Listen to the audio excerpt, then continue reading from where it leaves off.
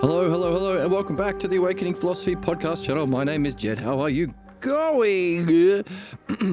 We are exploring, understanding, aren't we? We're exploring understanding, and it's analogical reflection, or it's distorted reflection through analogy into belief. That's what we've been doing. Belief and understanding, the two things we can do as human beings in time. One is bad, one is good. One everyone does, the bad one.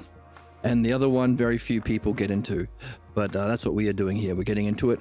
We're learning what it is, and we're learning how to do it, and we are benefiting from that process. Now, specifically, we are exploring the how we can use understanding to understand belief and understand, so we can understand our problems that we are suffering from that cause the blocks in our relationships, the blocks, the negative way we treat ourselves, all of the bad things that we experience.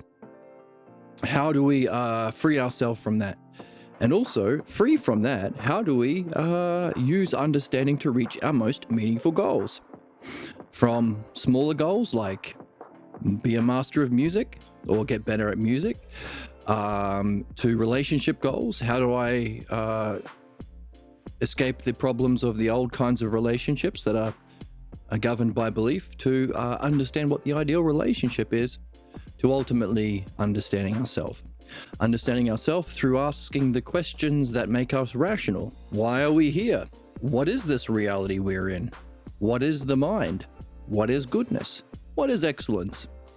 All of these questions that are about non-physical things. They're not specific to specific things in the physical world. Beauty has a physical expression, but isn't physical itself. For instance, we're getting scared because I fell asleep on the keyboard, got jumped by very high audio.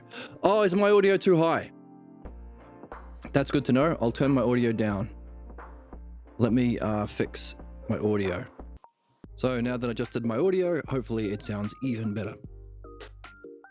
So that's where we are. We're understanding, we're understanding belief with understanding, but also we are wanting to understand our dreams. As we are discovering, we can't go through, our human purpose,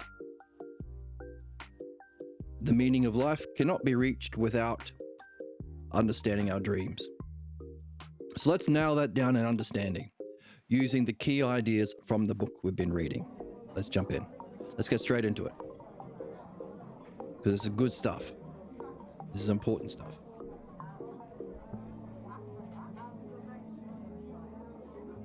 So where are we? We have discovered that there are certain key ideas that are non-physical and non-personal, universal ideas that have a scope over everything in our physical world, that we call the selfers, or the self-logos terms. Whatever you experience with these terms. Whenever you think, you use those terms as building blocks. And we've seen that there are a couple of categories. Oneness. 3, in fact. Oneness. These are terms that are related to oneness, like whole and part. Notice they are pairs. You never see a whole of something without also seeing its parts. And when you say something is a part, you mean it's a part of a whole. Same in difference. So these are the building blocks of thought, of understanding, also experience. Everything that exists, like this chicken, is a whole chicken, and it has parts, like his little wings. But notice, these are not objects of belief. You can't believe whether or not whole and part are eternal principles. They just are. All beliefs can do is limit your use of them by saying we are a special part. We are the MAGA, we are the Jews, we are the Protestants. We are a special part and we will never participate in the whole. That's how belief functions. But let's keep going with these ideas. Same and difference. Like and unlike. Anything you've ever seen has been like something else in that it's a thing, but also unlike it in that it's a new thing. Like and unlike what else? Rest. Everything is either at rest or in motion. 1, 2, 3, 4.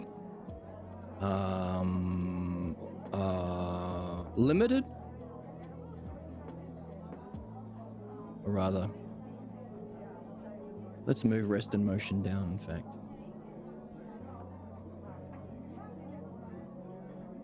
Unlimited. Like, for example, how many numbers are there? Unlimited. Or limit.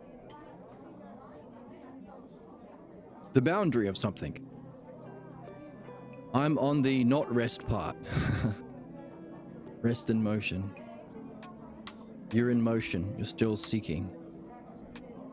Still, right. But in the physical world, we experience both. Together. 1, 2, 3, 4, 5, and your experiences are either out of time, the realm of mind or the realm of being, those peak experiences, or enlightenment experiences, if you want to call it that, or they are experiences in time.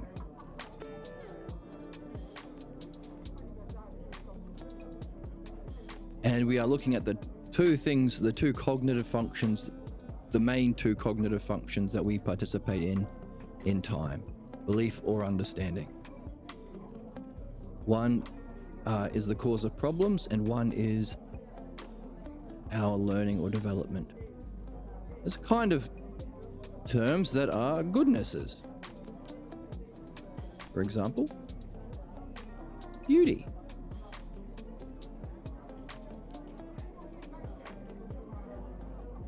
You don't necessarily experience an opposite with beauty. What could be out of time? Well, these things are out of time. Aren't they?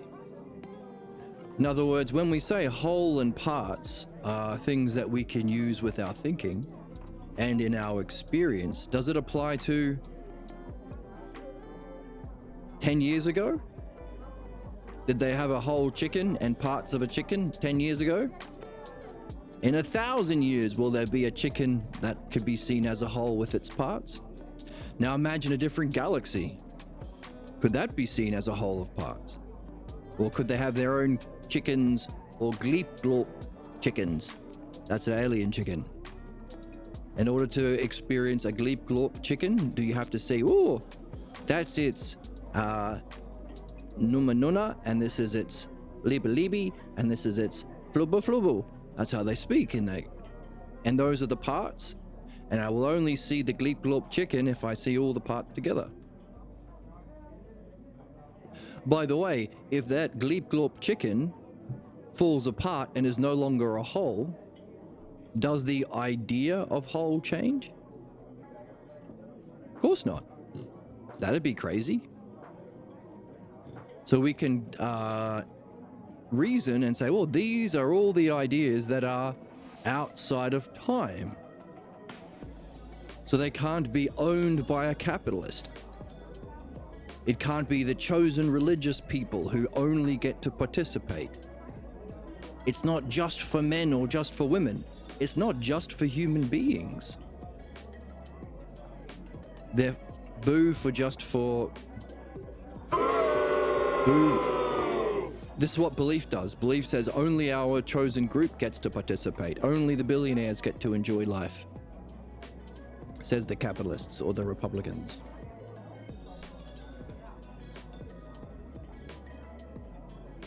So if Therefore, if these are the building blocks of understanding, we are in time, participating in time, because understanding is through time, while using a model that is out of time. So we are experiencing both. Whereas belief takes the lesser of these pairs. We are only a part. We are the Joneses. We are the MAGA. We are the Mormons. And they exist in conflict with the whole. We have to genocide the non-believers. The capitalists, we have to enslave the non-billionaires. The conservatives, we have to kill the non-Americans or whatever. So both sets we could use these terms. So we can use analogy to understand that one term is the greater of the pairs and one term is the lesser. Which means we need, and by the way, if these are two words, greater and lesser, that apply to that which is outside of time, then lesser and greater must also be ideas that are outside of time, not concepts, because concepts don't have to have a real existence. Greater.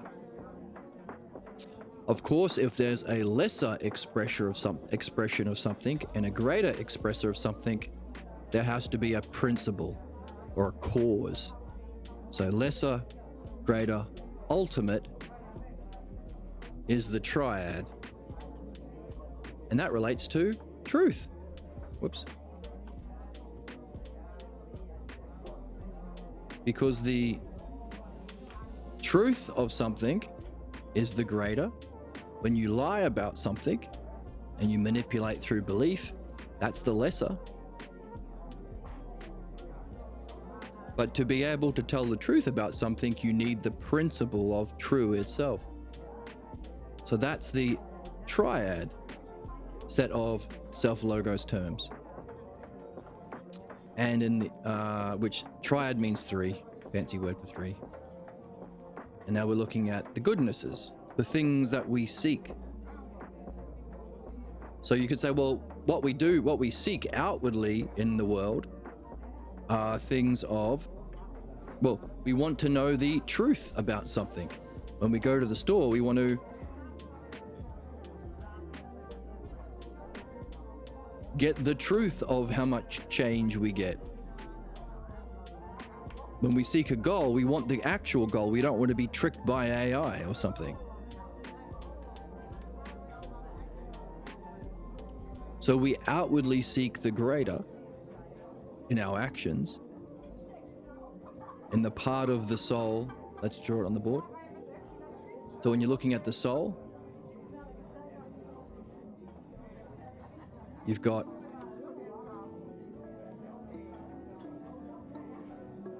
our head, our heart, and our belly.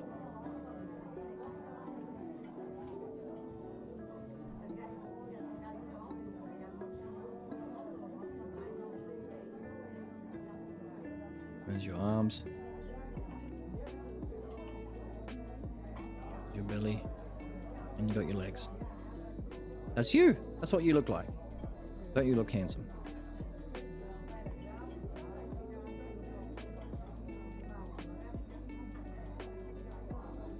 All right. So outwardly, you seek truth.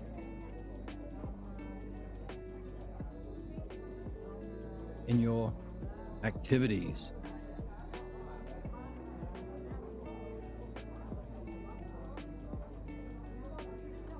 You seek truth. Now, inwardly, you desire for yourself goodness. You want to eat a good sandwich. You don't want to eat a bad sandwich. Desire goodness.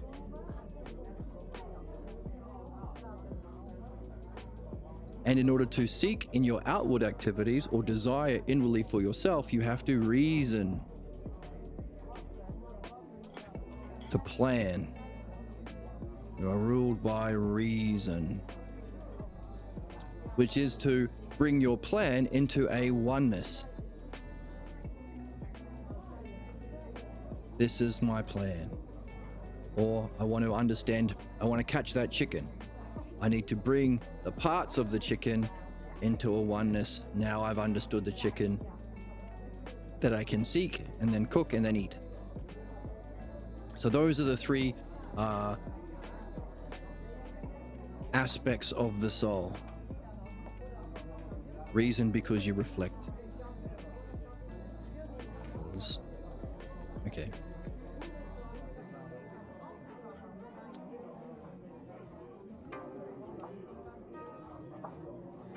So, in terms of goodnesses, beauty, justice, we desire justice. It's a good. Excellence, reality, and so on. Again, all of these are non-physical, but have scope over everything in the physical world. Goth baddies, yes, goth baddies would go under the category of goodnesses that you seek. Absolutely.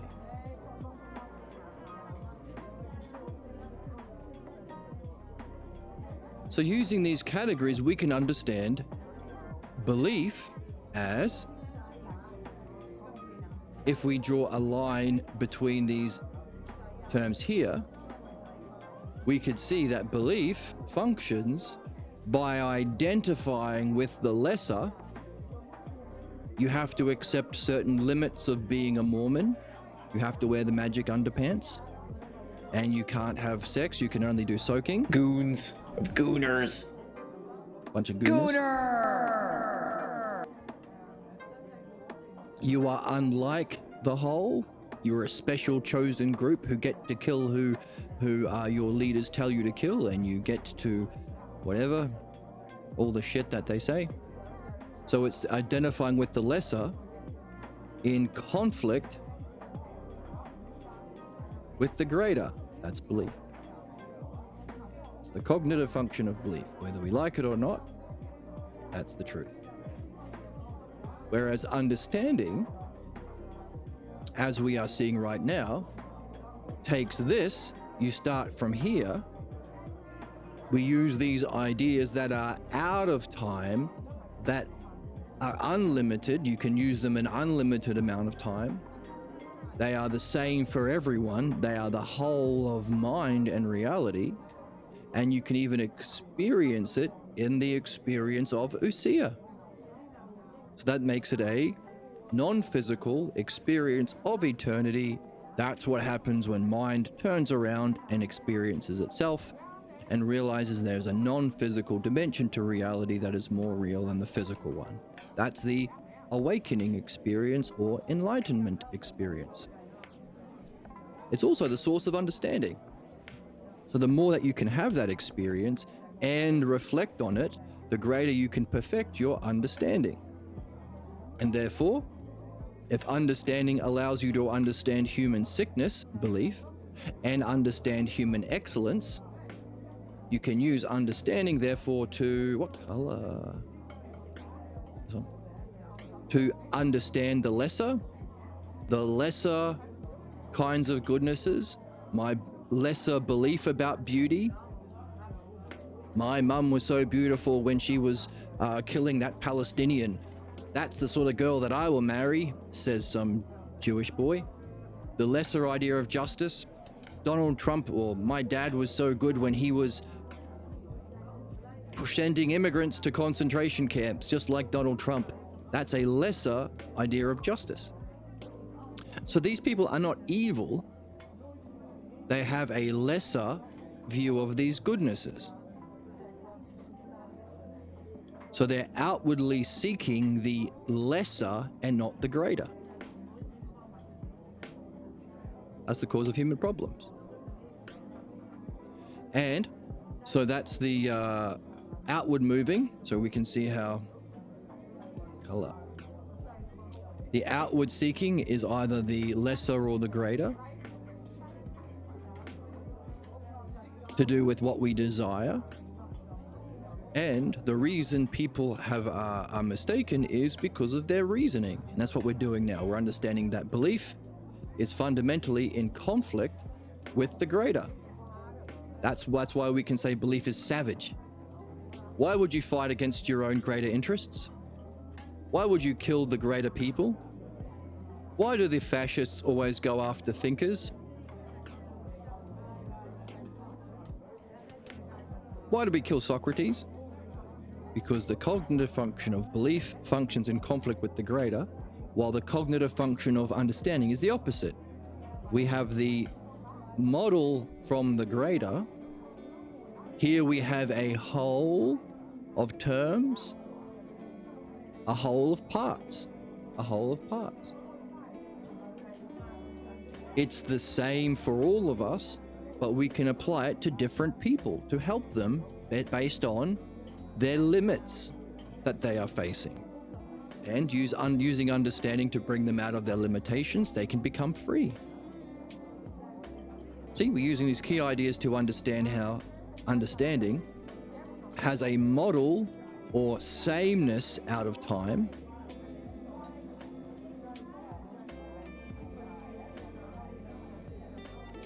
and that model has differences, the different terms, and can relate to the lesser idea of difference, belief. So understanding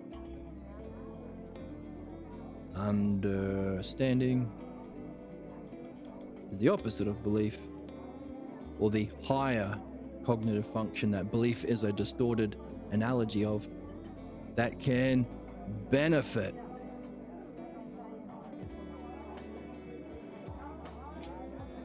So, if we desire goodness of selves, now we know what we're seeking. In principle, all souls desire their goodness. They have to use reasoning to determine what that goodness is, and then seek the proper activities to fulfill that goodness. What we've just done now is used reasoning itself to define goodness, benefit. Therefore, we've used reasoning to find out what we actually desire. We all desire to understand. That's what benefits everything, ourselves. But because these are things out of time, they will benefit you forever, in any reincarnation, in any relationship, in any activity, in any dimension, in any multiverse. It's not personal. These are the transpersonal, or universal, or principles. So we have made use of this part. So this is an idea of soul. Soul is an idea that just brings together the psychic forces that we can make use of. So we've used the reasoning part to reason about what is goodness, understanding. So now we know what we desire. The next and final step is to use the activity that can reach understanding, which is that seeking of truth. That brings us to where we are now. How do we do that? So if those are the self-logos terms, what is the logos activity that uses those terms, or the structure that we use those terms in? Well, what we have discovered is the activity of understanding involves analogy. Analogy. That is to say, You use understanding by recognizing the lesser is to the greater. Belief is to understanding. Human ignorance is to human excellence or wisdom. That's analogy. But not just belief is to understanding, we can break down all of the different parts. That's the book we've been reading. The book is a dramatic telling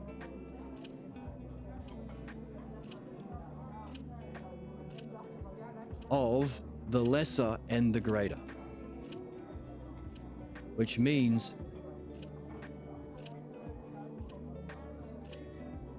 there are relationships. As belief functions through interpretation, projecting your beliefs and being blocked from seeing with understanding, so too the greater understanding functions through critical thinking. That's analogy.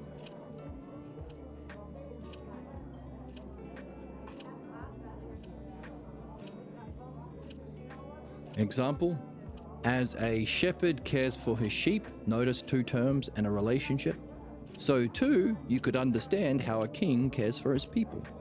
It's analogy.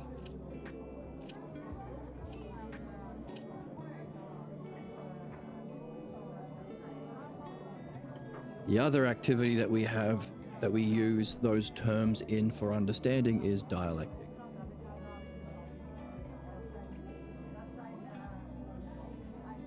When we want to take either one of these categories or any one of these ideas and understand it fully for ourselves, we want to understand all of the parts, how they come together as a whole,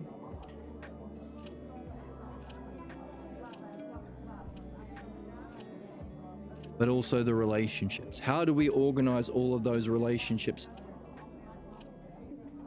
for any idea? That's the dialectic. And that makes use of the key ideas of going back to, so if these onenesses is what we use for understanding, the reasoning part of our mind, and there's a greater and lesser version, you can say, hang on a second, all of these specific terms, they all seem like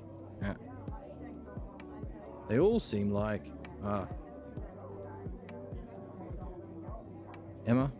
I'm so unsettled. I am so unsettled. Don't be unsettled. I'm fixing it. Fuck. Okay. Whole and parts. There's an even more primary idea we could find. Hey, isn't whole and parts another way of saying,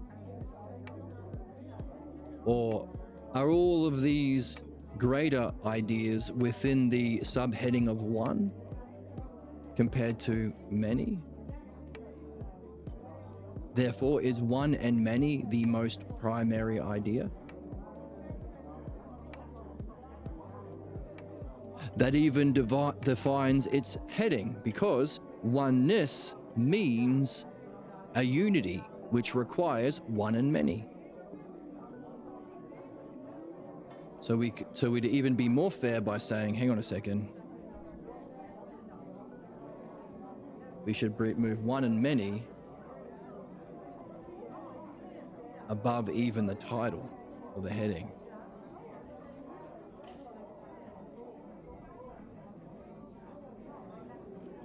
One and many. But hang on a second, for there to be one and many, must there be something experiencing or aware of one and many? And if there is a necessary first cause for even one to move into many, what's that? So even more prior to the idea of one and many, must there be. By the way, if all of these are the self-logos terms or selfers, and they have an existence in themselves, whole itself, beauty itself, justice itself, reality itself, goodness itself, truth itself, oneness itself, in its greater expression, what's the ultimate? What's the ultimate?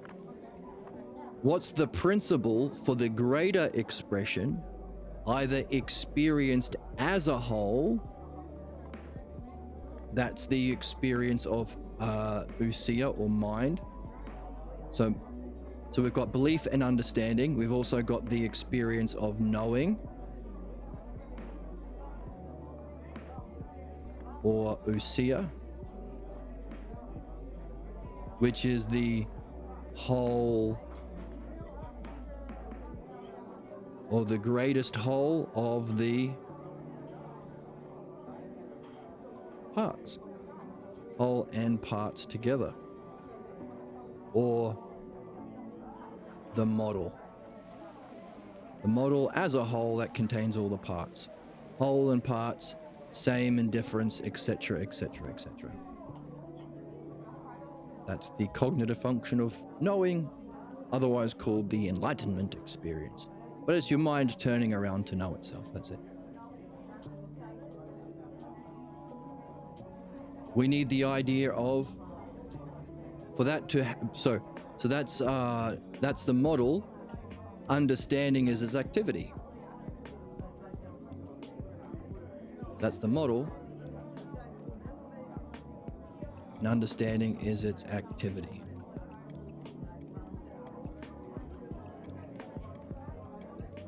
But there has to be a principle. That's the ultimate.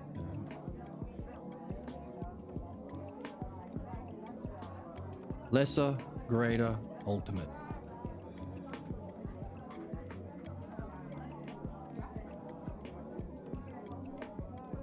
Within the category of truth and false, we need the idea or principle or axiom of true. For there to be goodnesses that we can compare the greater and lesser expression of true beauty itself compared to the belief about beauty, we need a principle that has to exist beyond even knowing, beyond even this peak experience, the standard of what is good. And we also need the principle or axiom of one for there to be oneness.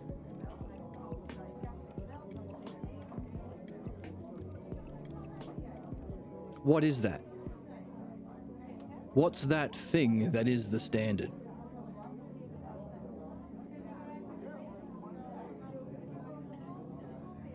That's been our question for a while.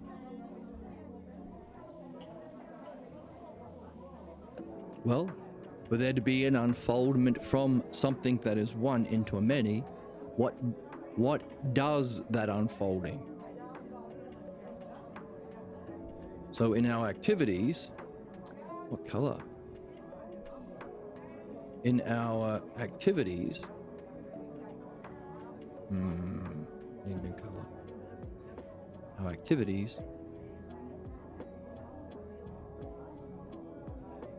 there has to be an unfolding.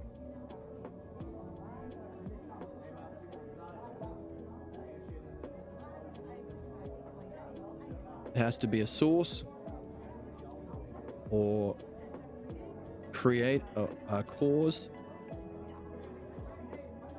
that unfolds into its effect. A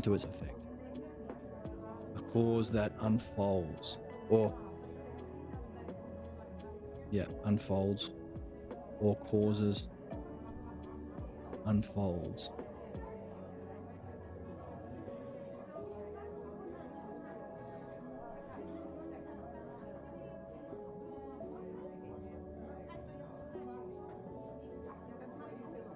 There has to be some sort of creator. that creates a creation.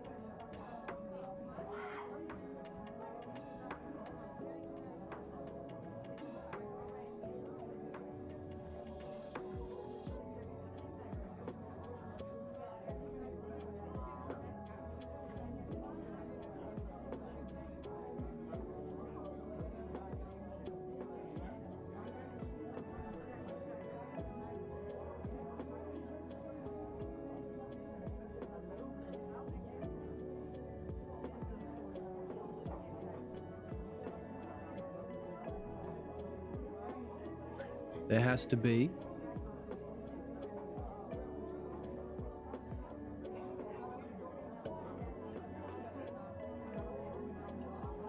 principle.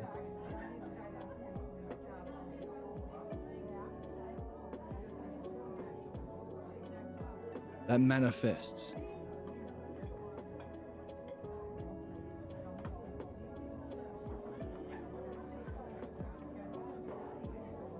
Into the expression of that principle, to its expression. There has to be a original standard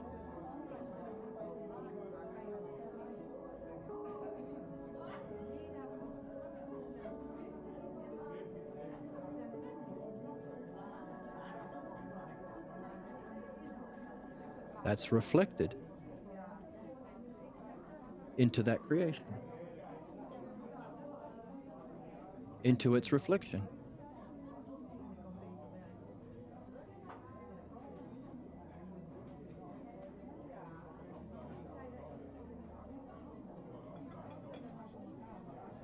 And finally, there has to be a axiom.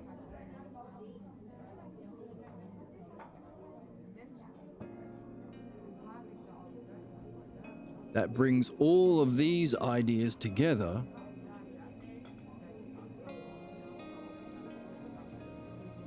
the idea of an original standard, an original principle, an original cause, an original creator that allows for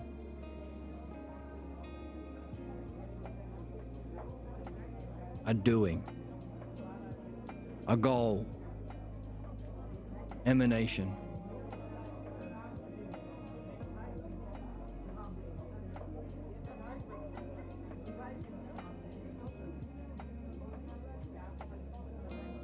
For our soul.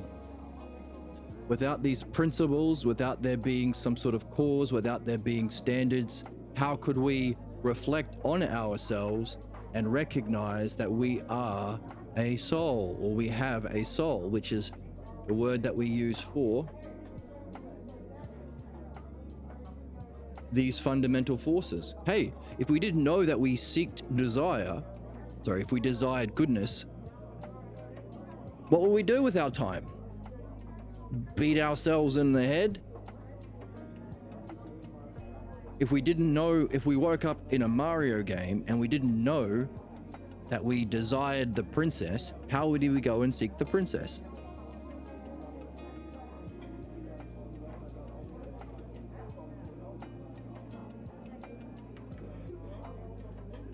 Therefore, for each of these unfolding inactivities from the greater or the ultimate into the greater and lesser, an axiom allows for our return.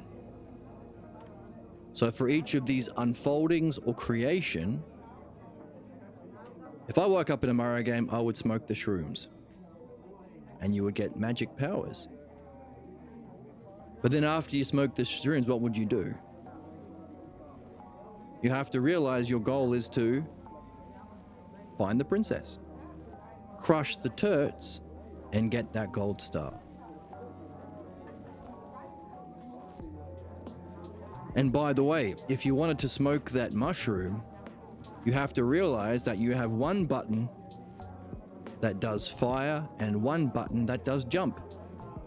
Otherwise, how can you fire the fireball to get rid of the turts that are in the way? And then jump up to the brick to get the mushroom out. That's what we're doing. We're understanding our goal and what tools we have at our disposal to reach that goal. It seems like our goal is to know the model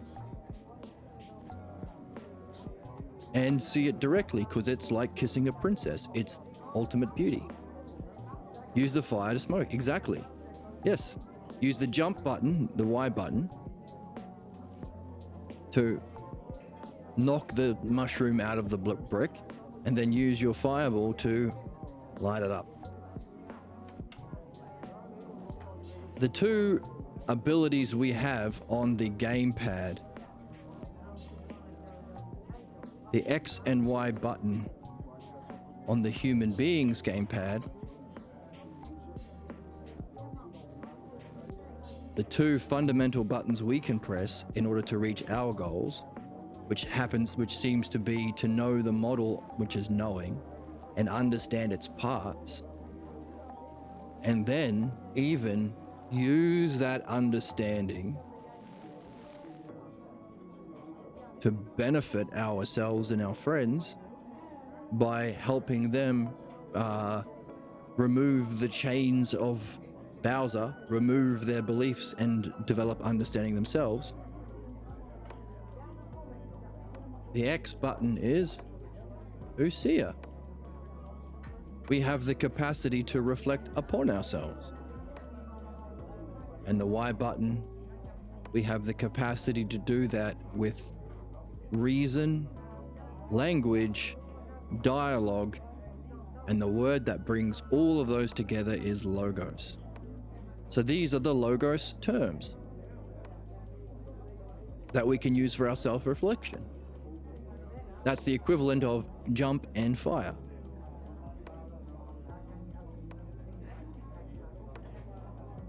Over here we have the activities we can, if we press both the buttons together, we can do analogy or dialectic. What we've just done is realize what our goal is: to purify our beliefs and perfect our understanding. Understanding that can be applied, like we have here, to perfect our understanding, but also prepares us to experience the model Usia as a whole, and reflect on that great experience to see, oh, even though I experienced it as a oneness. So if anyone has had that experience, that's usually the first word that they use. When you ask them about it, they'll often say, well, it was really, really good. It was really blissful or beautiful or just or profound. Or it was reality. And when you say, when you ask them, hang on a second, you sure you weren't just tripping balls, bro? What do you mean it was reality? They'll say, oh no, it wasn't just tripping balls. I'm sure you could find a physical component like you have for every experience. Like when you're in love with someone, you have more serotonin in your brain.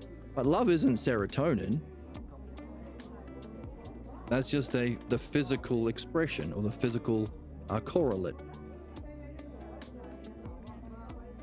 It was real. It was true. It was a true or greater experience of beauty than I've ever seen. It was the most just thing. It was the greater experience of reality.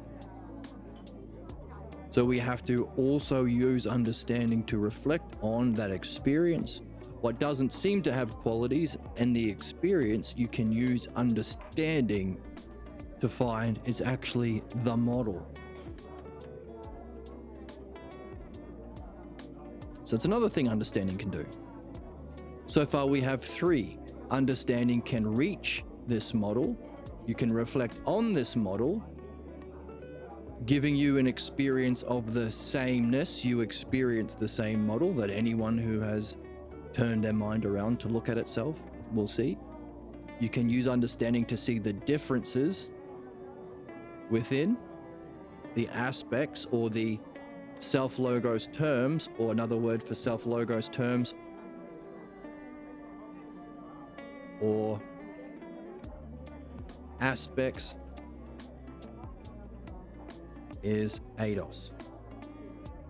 This is the word that is mistranslated in academia as forms, Plato's forms. They ain't forms. Forms is a language of the physical world. It's stupid. The word is eidos. In English, we sometimes use the word idea with a capital I. The ideas.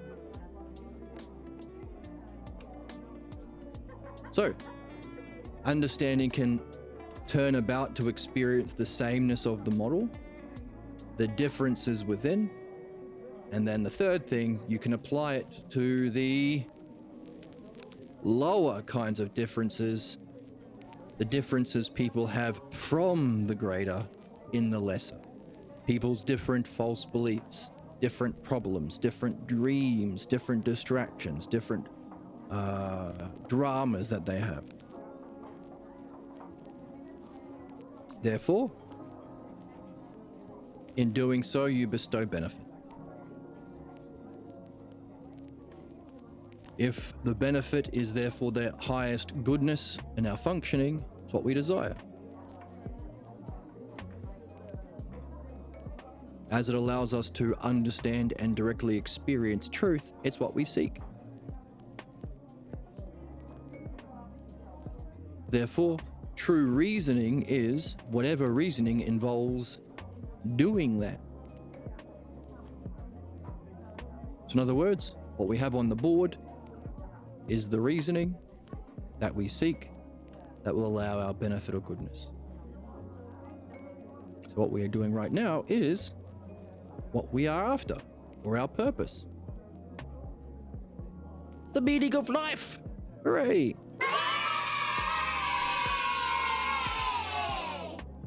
But don't tell any believers, because they'll get mad if you say that to them. Look at this broad. They'll say, look at this broad. That was not on my bingo card. Okay, Emma. That was not on Emma's. The oracle saying, look at that broad, was not on Emma's bingo card. So we have an activity from the greater to the lesser.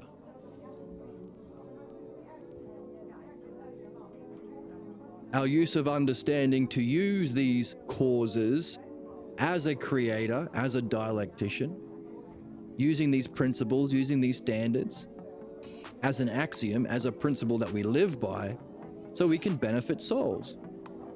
Or, even one step beyond, the ultimate.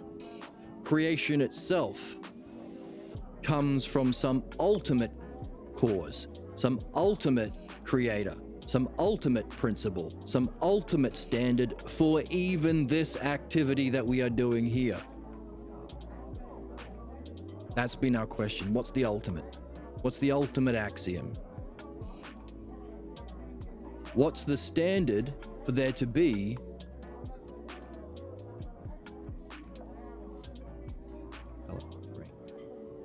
one? For there to be oneness, there has to be a standard of one, an axiom of one, a principle of one, a cause that is one.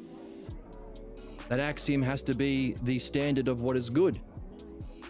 For there to be the goodness reflection in the greater, knowing and understanding, and the lesser, belief and conflict. That axiom also has to be the standard or principle or cause of what is true.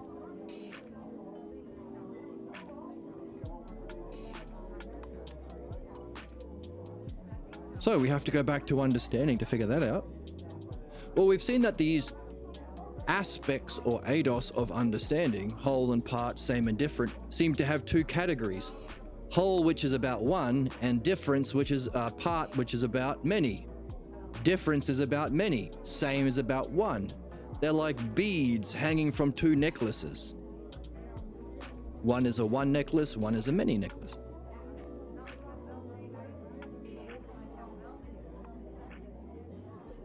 But we're missing something. The creator, or the experiencer, of the creation, of the expression, of the reflection, of the soul, of the effect. What word have we been using all the way through? Beauty itself, justice itself. To distinguish, what does self do? Distinguishes the idea, the eidos, from its effect, from its reflection. In other words, each one of these things, we use the word itself, the cause itself.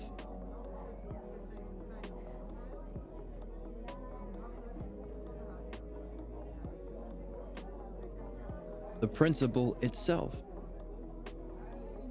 to distinguish it from the effects, from the creation, from the expression.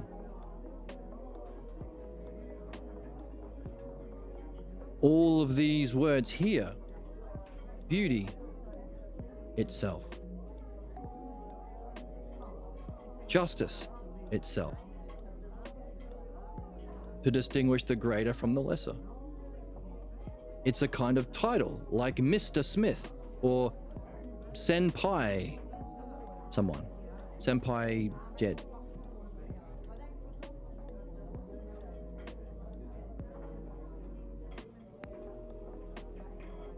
Therefore, for there to be a term that has a collective scope, even over mind, as an adjective, there must be the noun, the substantive. Therefore,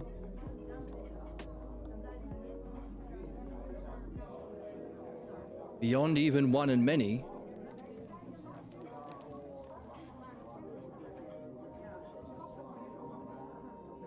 whoops.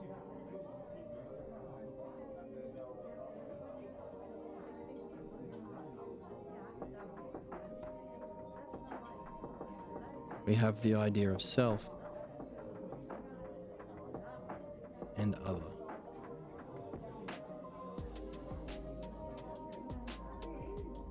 Wouldn't you agree that's the very first distinction you make? Before you find the one and the many aspects, the wholes and the parts, whether it's the same chicken as yesterday's chicken or a different chicken than yesterday's chicken.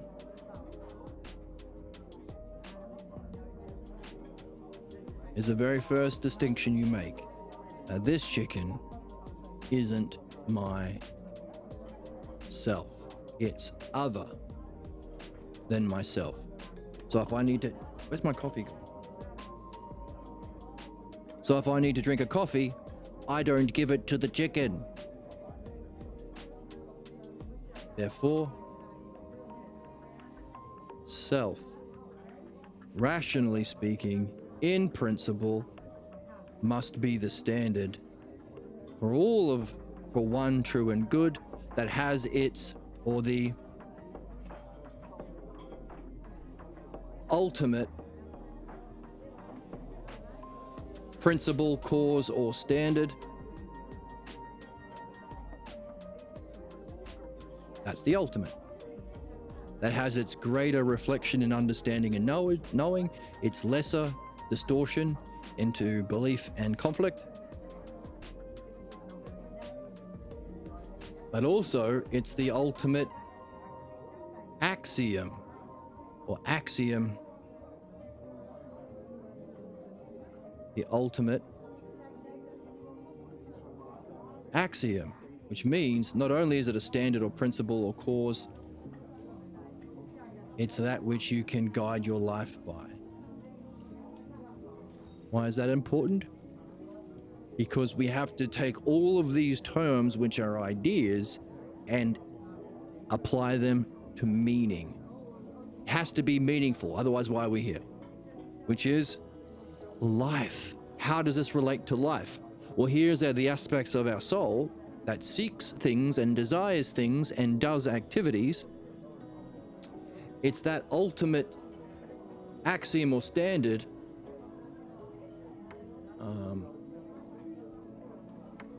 Let's give it a color.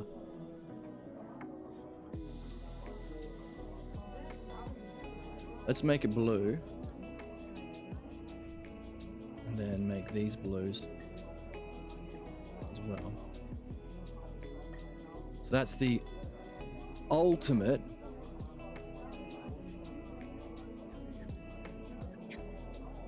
standard or axiom. By making it an axiom, we allow for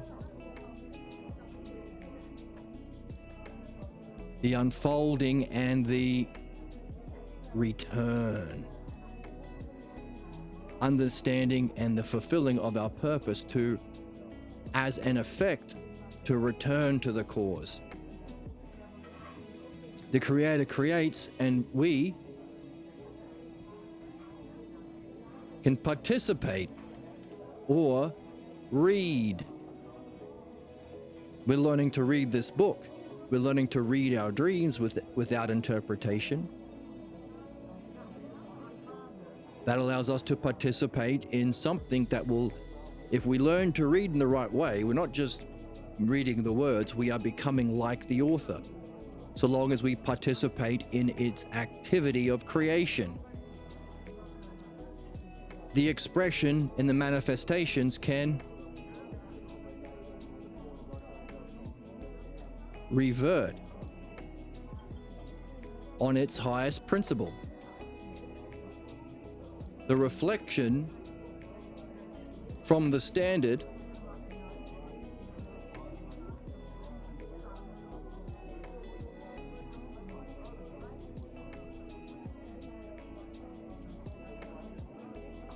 running out of terms. The expression reverts to the principle. The creation through reading returns to the Creator, returning to the cause.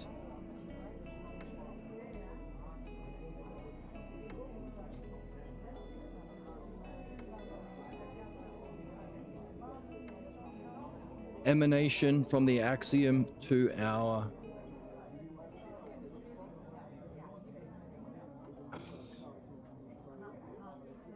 I think I've hit the limit of my English. What are some other similar words? Reversion. There's a word that was stolen by religion. Emanation and return. Emanation and conversion. To convert on the original principle.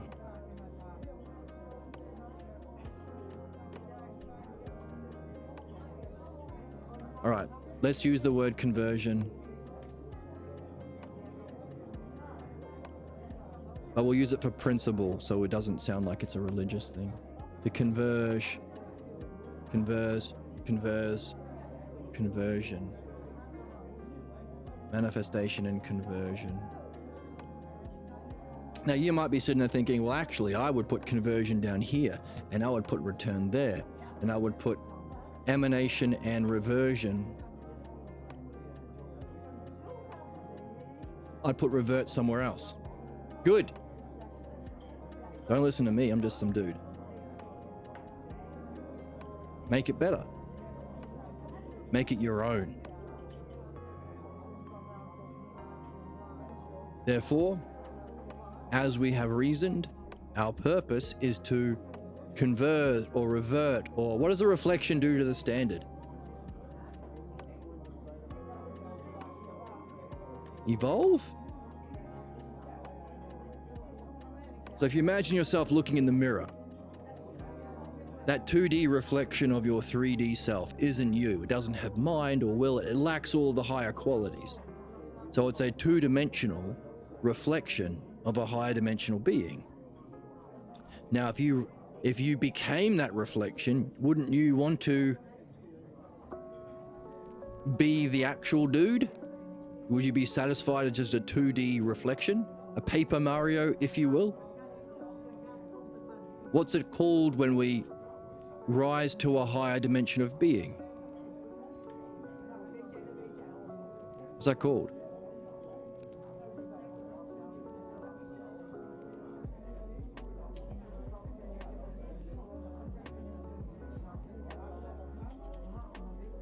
I think we call it spiritual evolution.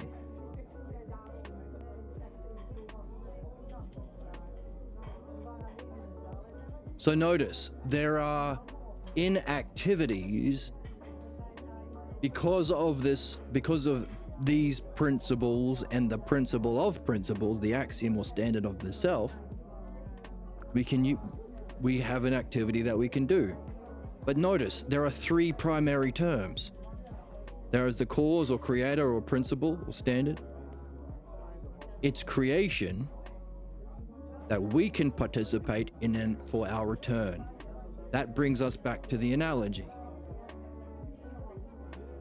Therefore, the version of analogy we call understanding, which is our greater functioning through time, we now can see why it is necessary for our spiritual evolution or development or learning.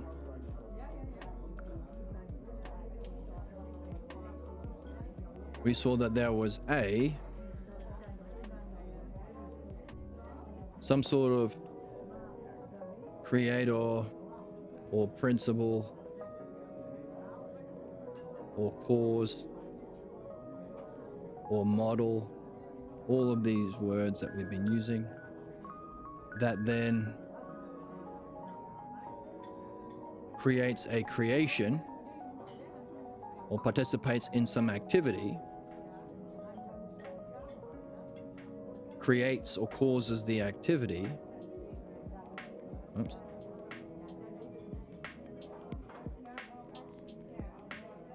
And it's that activity that we participate in, not as its creator, but as its learner or reader or student or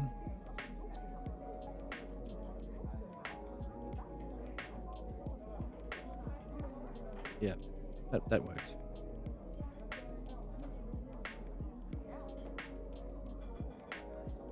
Oops. The board has stuck, which means time for a sound drop while I have some coffee. Actually, my coffee's on the bench. I'm going to pause for a second and get my coffee. And we'll finish this. Be right back.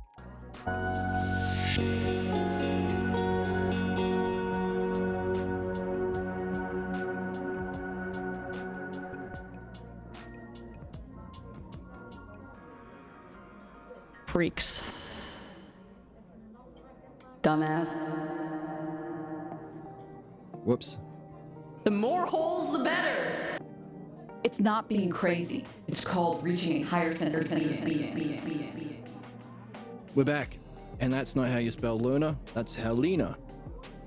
We're not leaners, we are learners. Therefore, this expression of the analogy, lesser is to greater, has a mean term. Hooray. A mean term,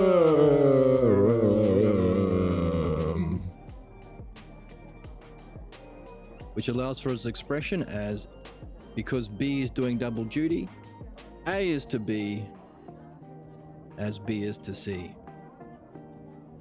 So we both participate in this. We could also call it an activity term if you like. The creator participates in the activity of creation. The student participates in that activity of creation, allowing for us through that activity to become like the source or creation or creator. So in our reading of this book, we become like the author. And our doing of dream analysis, we become like the dream maker. Which is interesting when you think about what the dream maker must be able to do.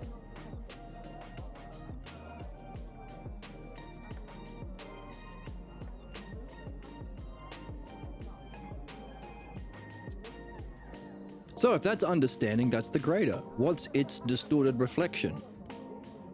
Well,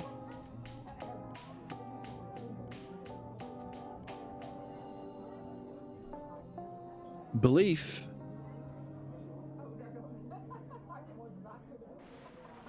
functions through imitation. As we've been reading, what color?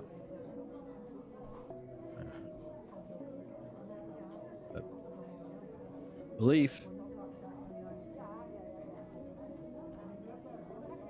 gives us the analogy as our fake teacher, usually a parent, teaches us. So too, we seek a position of power over someone else, either as a parent or a capitalist or a Republican or a conservative or a religious authority, to impart the same imitation. They're imitating their parents. There's no understanding. There's no being like the ideal. The non-billionaires don't become billionaires. That's a lie. We seek a position to imitate that way of being.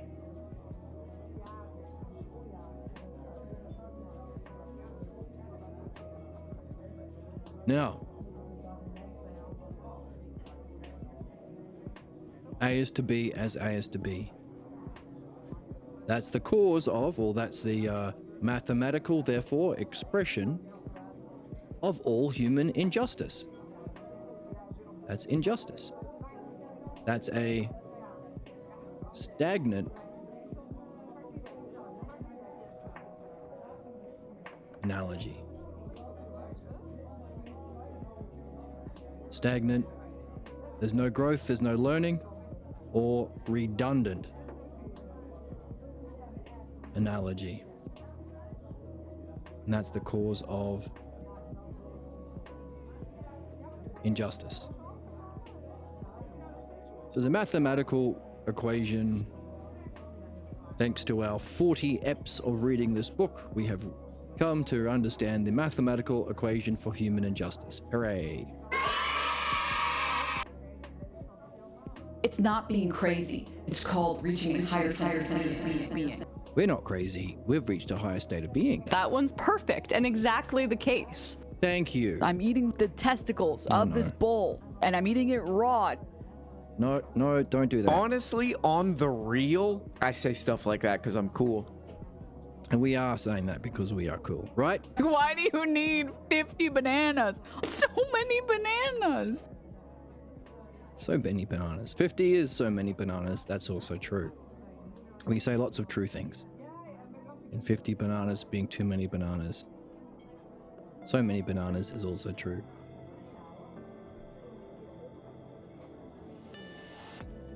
So, what about dialectic? How do we take either side of the analogy or either any term within the analogy and develop a full understanding of that? Well, remember how understanding or reasoning is the tool of oneness, or the capacity that uses these oneness self-logos terms? And the most primary seems to be, so the string, the one string and the many string, those strings seems to be one another. For there to be any creation, there has to be other than the self.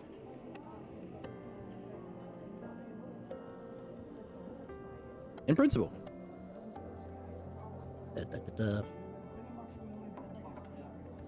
For there to be a return from the other to ourselves, so we can gain some more insight into what our ultimate purpose is: to revert on the self, to read about the self, to return to the self, to convert on the self, our spiritual evolution towards the self. Wow! Off the perky, call me Kirky. We're all off the perky, call us Kirky. They're secretly turned on by it. Hey, come on, you They're like a goon. They're a gooner. They are a goon thing. All right. So, the higher unit, the ultimate or the primary terms of understanding self and other. We make use of that in the dialectic. self.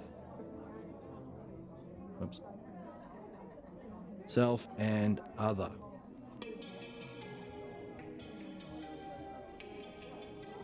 The self in relation to itself. Oh, analogy. We're making use of analogy in the dialectic. So analogy, which is lesser is to greater is to ultimate, which is the mean analogy. The ultimate creates greater works that we can ourselves as lesser participate in to reach the self. That's analogy. A is to B is to C. Is made use of in understanding.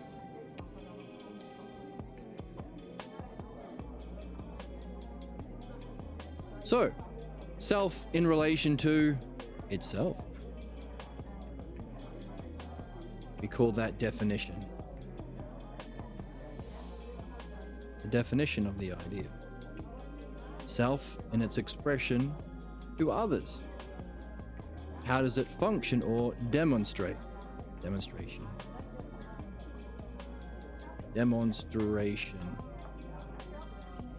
How does that functioning or demonstration function in other contexts? Division.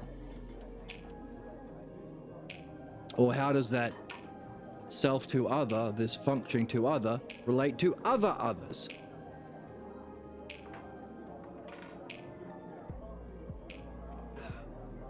And from that division,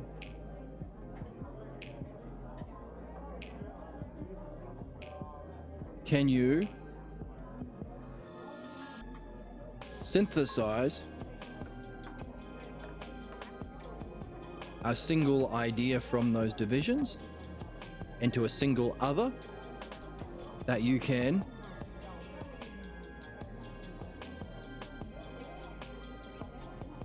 bring back to the self at the beginning?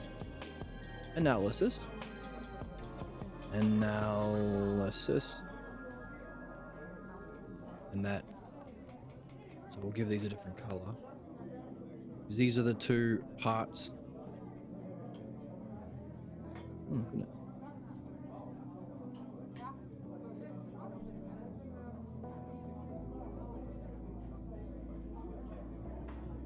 Of conclusion. Other, therefore, that synthesized other back to the original self or definition. Conclusion.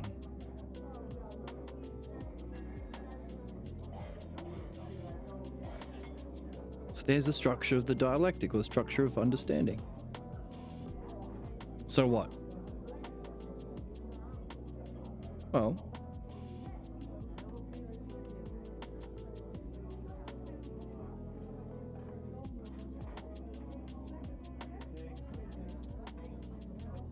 it seems like the greater activity, the activities that we can participate in, or the axioms that we've been using in order to play. Axioms, as we've been saying, allow for our participation, return, reading. The axioms. What were the axioms that we have been we have to trust or take for granted in order to play the game? Axiom 1.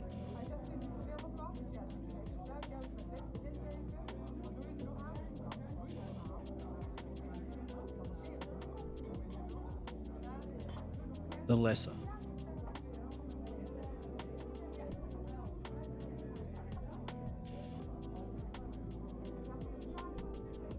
Our problems are solvable.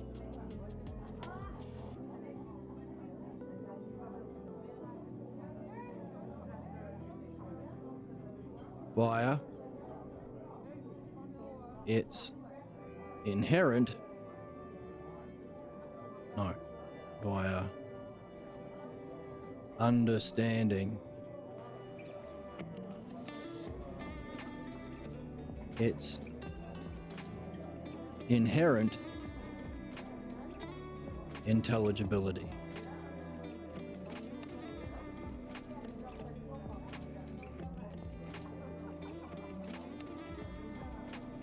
which is the pathologos. Belief.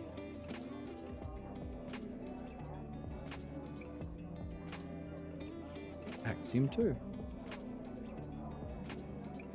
So, you have to take this as an axiom, as a principle that you live by. Otherwise, when you have problems, you won't be following the principle that you're living by. Solving problems, you'll be like, oh, I have a problem. Oh, well, I guess I'm stuck. I guess that's my lot in life. I guess I will give up. A loser mentality's for loser. You should know losers. that you need to quit living your current life and go start A new one as a minor. That is your life calling. You were not meant for socializing with other human beings. You were meant to get black lung. Harshly put, but true enough. Don't give up and go work in the mines and get black lung. Keep going. Axiom 2.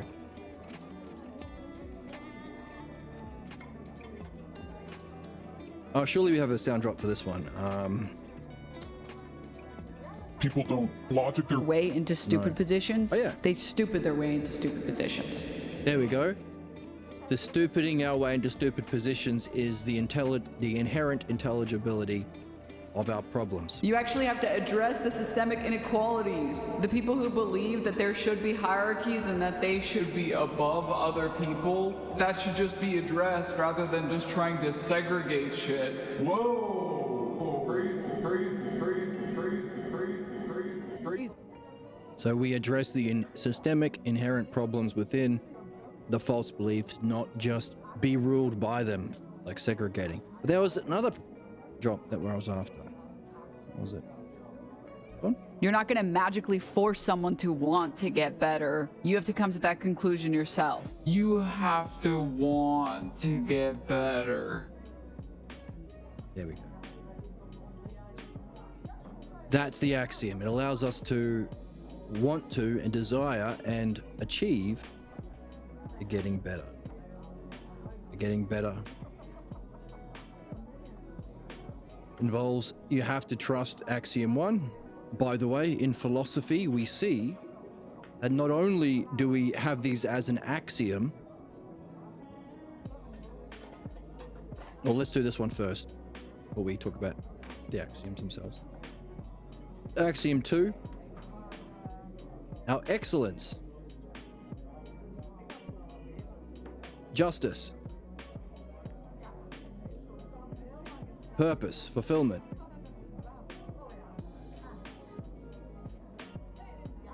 the knowing of reality,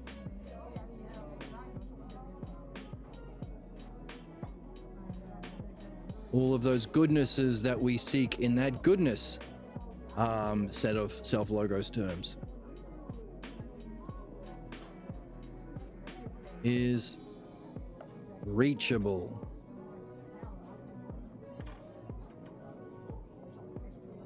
You are fundamentally a good person, a good being, because that's your nature. It's your identification with what's false that is blocking you from your nature. Of course your nature is good. Look, this is what you do. This is your thing. You seek the good, you desire truth, and you reason into a oneness. That's just how we function. So bad people isn't because of some sinister spiritual poison called evil or the devil or Satan. That's garbage. That's stupid baby shit. Good guys and bad guys. That's for baby brain morons. People who we say, You've been a bad little girl and you're getting a vigorous spanking right now. that's what we say to them, apparently. Fuck. Fuck. All right.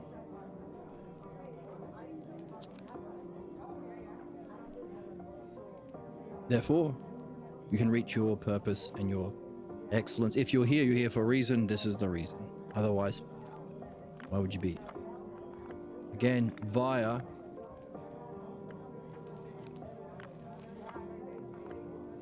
understanding. Can't believe your way there.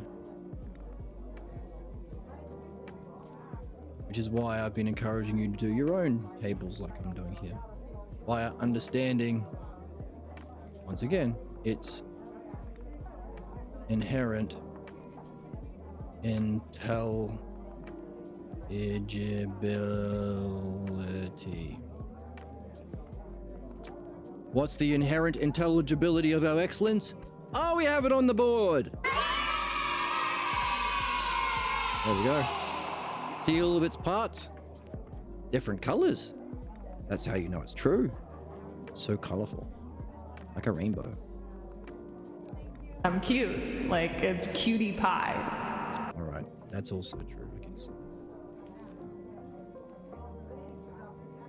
What's the inherent intelligibility? The logos. The logos. Which is understanding and knowing, true knowing.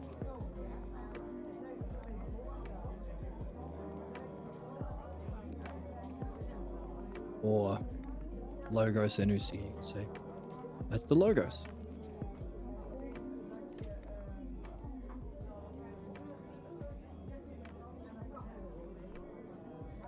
Axiom 3.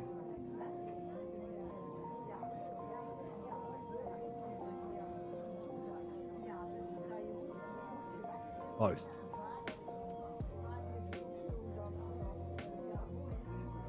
In order to do this, you have to engage in two activities. That is, you have to, what's the word that we get from Socrates? Become pregnant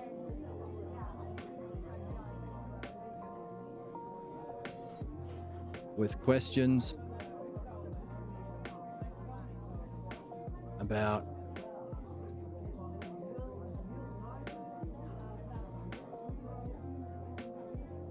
belief and understanding and your specific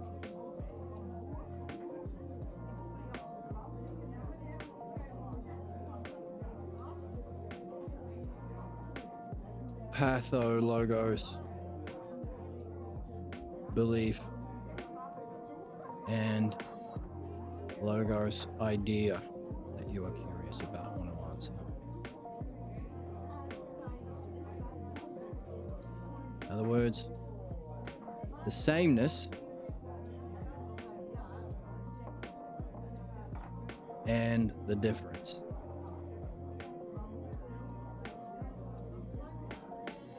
Or the general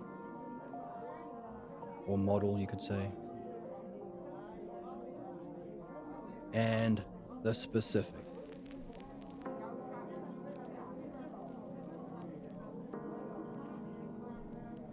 Oh, we're back here again, aren't we?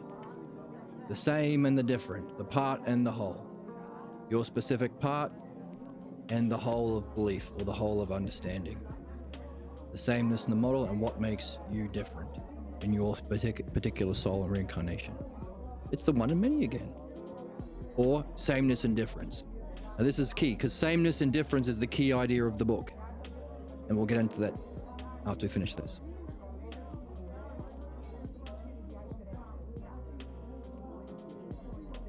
So the guidance about the general and the specific, or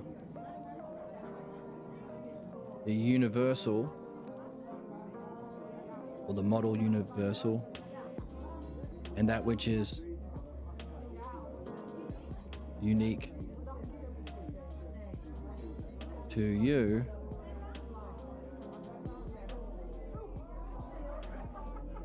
that guidance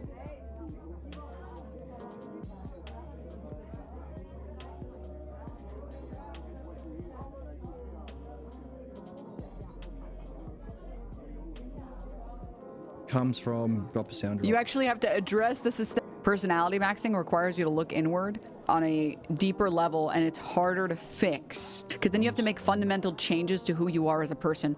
And it's because it feels like a much more core component of themselves that they don't want to change. Like, it's like, well, then if I change this, who am I?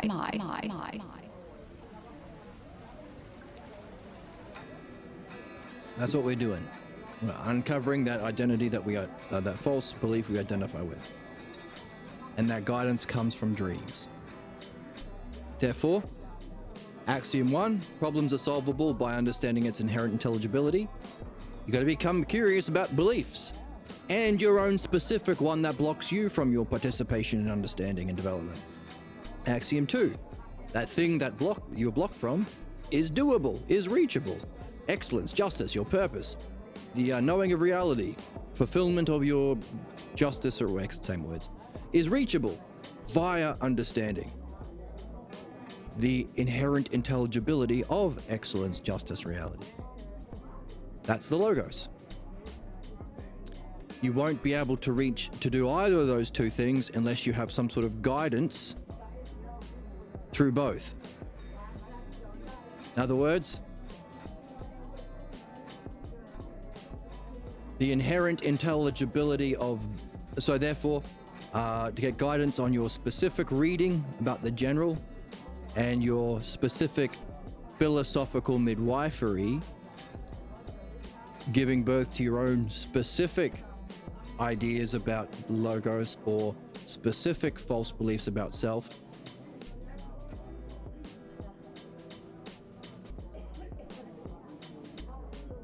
You need dreams.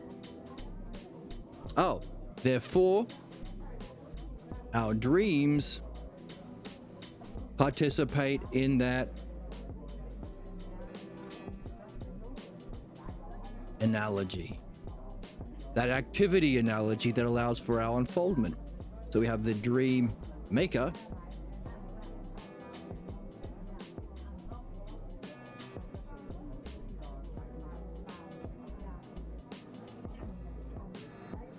creating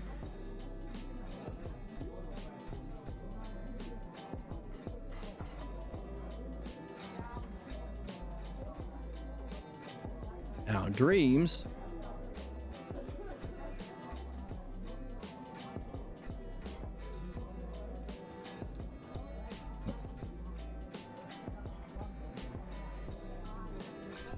creating our dreams, and we have you, the dreamer, participating in or reading, or the reading that we are learning to do here about the text. Dream, not interpretation, but dream analysis. Analysis. The dreamer.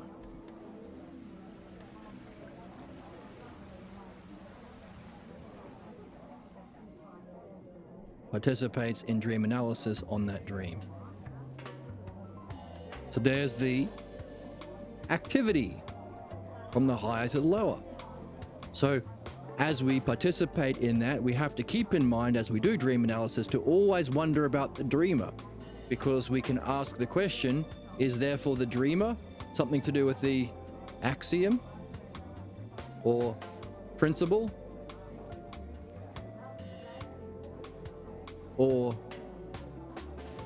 higher creator, ultimate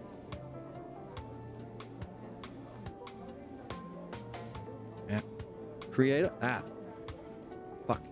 Bull testicles. Creator. Or what's the word that we got? The ultimate standard or axiom? How does it relate to the cell?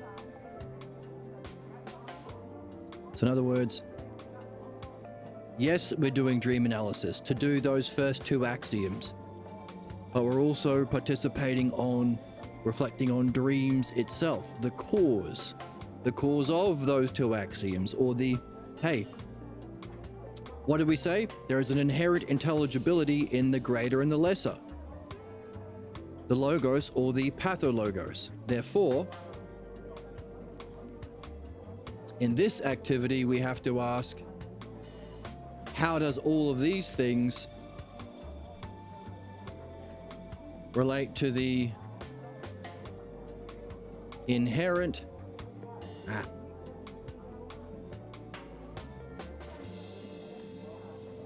how does it help us see? How does learning the inherent intelligibility of excellence and the inherent intelligibility of problems, inherent intelligible,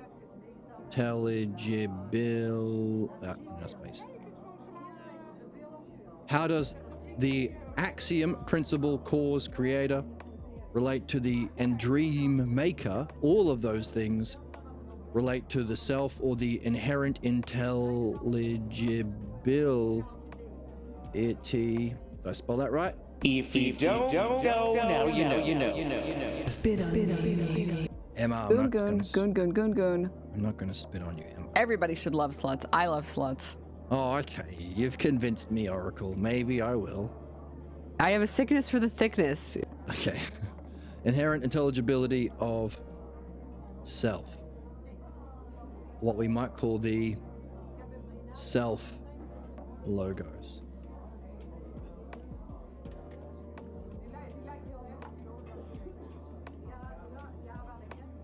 So, the axioms we need to play the game, to participate in the activities, to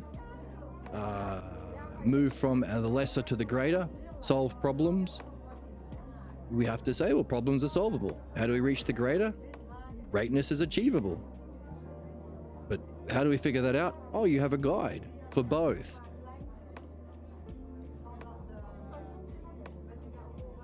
Hang on a second, we're missing one.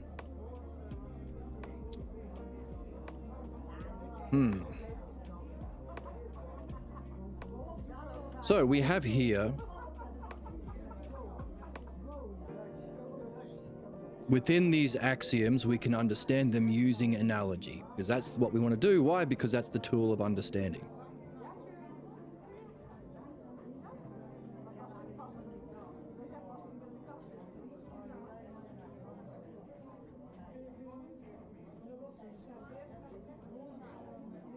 The pathologos belief,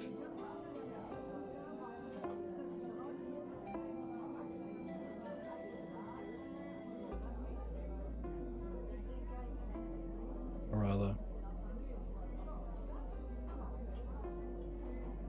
the lesser is to greater as our problems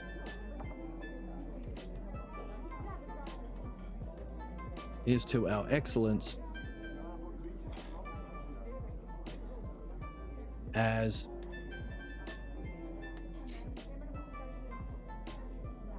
its inherent intelligibility of the pathologos is to the logos.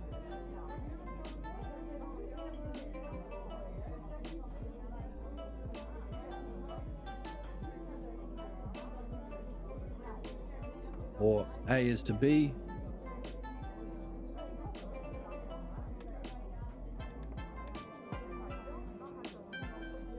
A is to B, pathologos, problems is to pathologos, as our excellence, C is to the logos. C is the lesser and greater. So there's analogy, there's our standard of analogy within the two axioms. But then we have that higher kind of analogy which has the double term in the middle. Not A is to B as C is to D, but A is to B as B is to C. B does double duty. So the fact that we have a shared term that allows for the lesser to become the greater, the dreamer to reach the dreamer to participate in the providence or the benefit of the dream maker, we see, therefore, the expression of the analogy A is to B, dream maker is to dreams, as dreams are to the dreamer. or through this mean term, the dream maker creates and we read.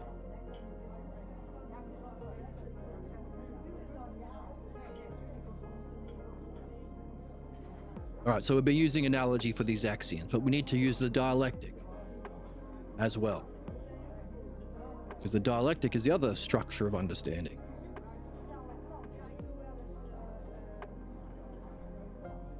What have we got?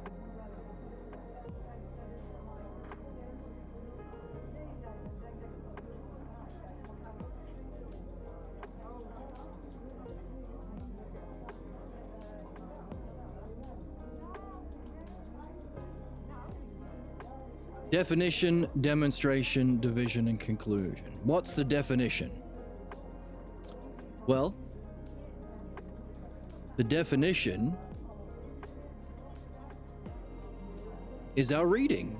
We read to gain the understanding or the definition of the logos. Therefore, we had it wrong this whole time. Or not wrong, we can learn, we can improve. Why?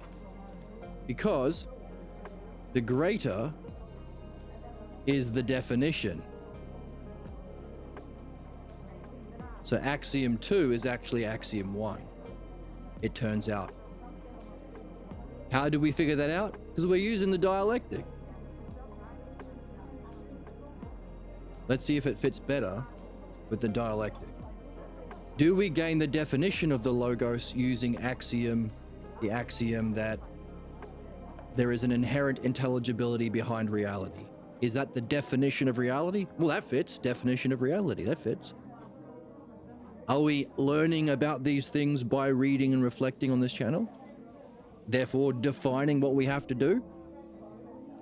Understanding the dialectic? Therefore, the definition.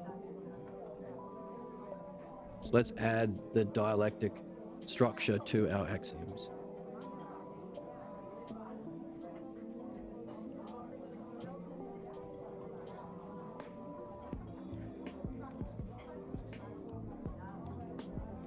Definition. Definition.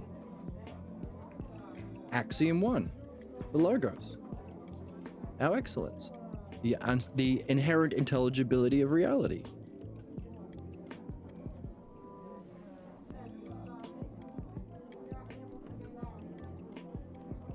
Axiom 2. So that's also the definition or the dialectic. How do we learn about the dialectic and analogy? Here.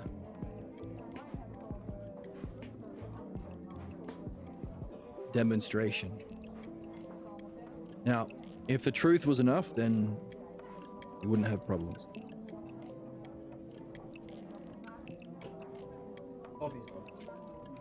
I got into my soda and I forgot about my coffee.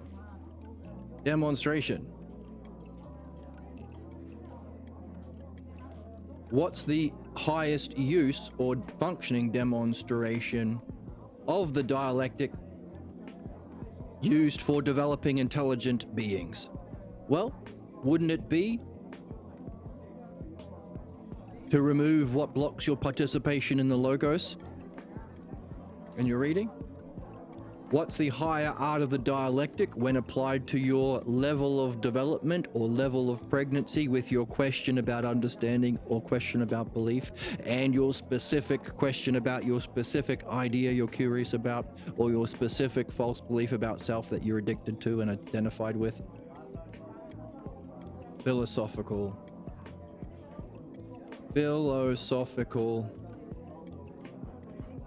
midwifery. The highest art we are here to learn as human beings. The demonstration of the logos, or the demonstration of the dialectic. Axiom 2, problems are solvable. Now, I was calling it Axiom 1 because in my mind, I recognize that solving problems is the most important thing. If we're here in this time, in this family, in this culture to get false beliefs about the self that limit our development in this life and beyond, then yeah, it's the most meaningful thing to stop doing bad things and to learn how to do good things. or will to remove the blocks from your natural functioning in a good way. All of that, the negative self-talk, the kakademon, the stuff that says you are no good, all you can do is do this bad thing. The height of excellence is doing the injustice of your religion, your politician, your family, or whatever. All that shit. That's the most thing, to stop being cruel and unjust, whether you know about it or not. It has you. You don't have it. So that's why I was putting it as the first most important axiom: problems are solvable. But what's interesting is Parmenides phrases it in this way. In the introduction to the Parmenides, where we learn the dialectic, we explored that on this channel as well. The introduction to the Parmenides, Balboa translation only, where we learn the dialectic from Socrates' teacher Parmenides. He says, hey, by the way, the thing you have to keep in mind is you can know reality. That's important. Because, which is axiom 1 on the board. Reality is reachable via understanding its inherent intelligibility. Then he goes on to give the dialectic, which is the method.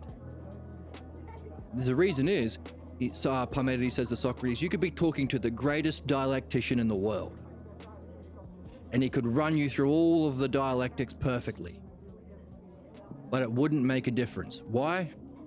Because, he said in his manly voice, People don't logic their way into stupid positions. They stupid their way into stupid positions. because you didn't logic your way into thinking that reality is not reachable. And also, he said then, You actually have to address the systemic inequalities. this one. The problem is that you can't reason someone out of a position that they didn't reason themselves into. You can't reason yourself out of that position that you can't know reality. Why? Because it's not a rational position. If you're talking to Socrates, Parmenides, Pierre Grimes, or another dialectician of that caliber, you're talking to the greatest intelligences that have ever walked the planet. And if you're disagreeing with them, you're fucked in the head. Actually, I know about reality more than you. Says fucking who? Well, my daddy was really smart, and he told me that you can't know God, you can only just believe. That's a stupid position. If you reasoned about that position, which is the actual standard for excellence, understanding the greater, then you wouldn't have that position.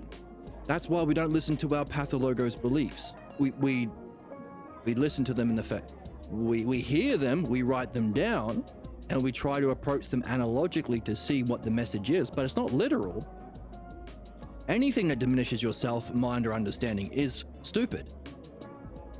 People don't logic their way into stupid positions. They stupid their way into stupid positions. Don't listen to a stupid person. It's not an expert. It's a moron. If you don't know, now you know. Parmenides says the same thing.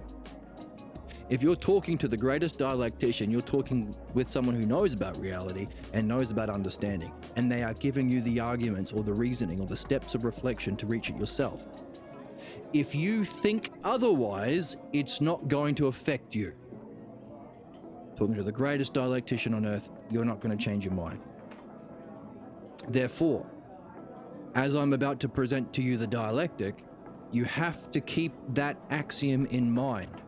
Now, you don't know whether reality is attainable through the logos and dialectic, because you're just starting, you're just learning.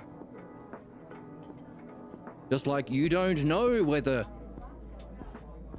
planes are flyable, because this is day one of aviation school.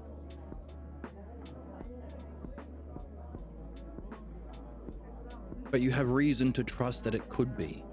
And only when you reach that understanding, you can test it for yourself. But to begin, you need this axiom.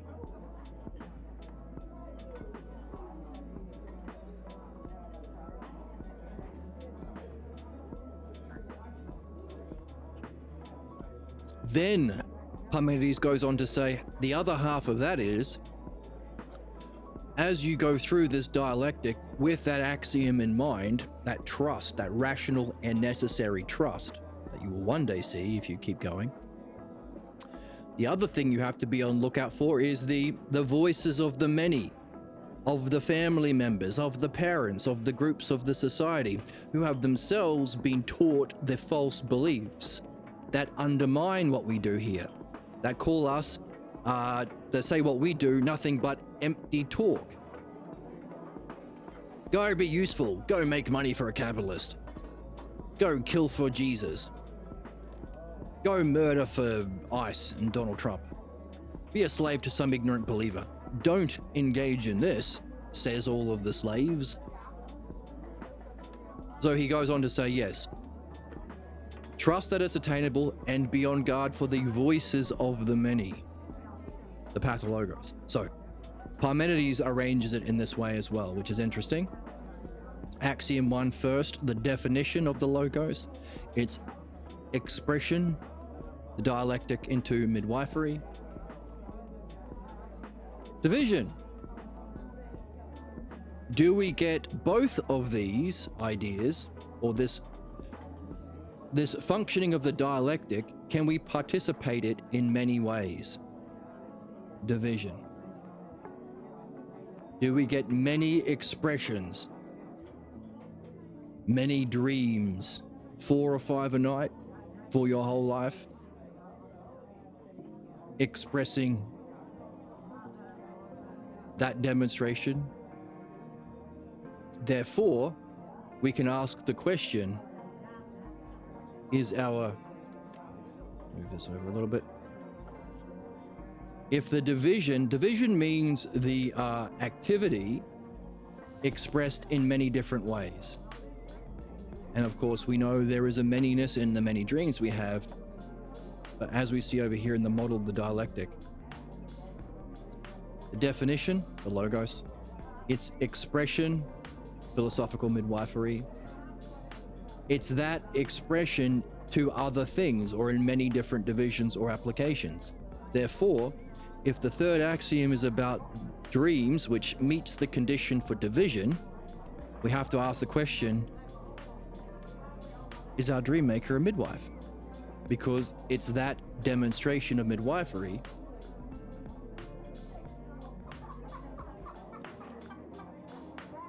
that is expressed in the division stage.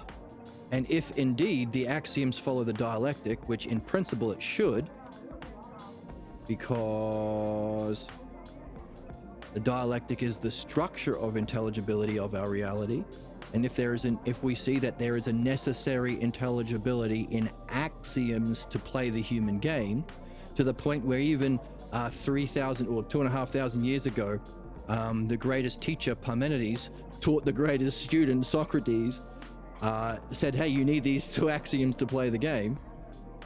And Socrates goes on in the Republic to give us that third one, dream analysis.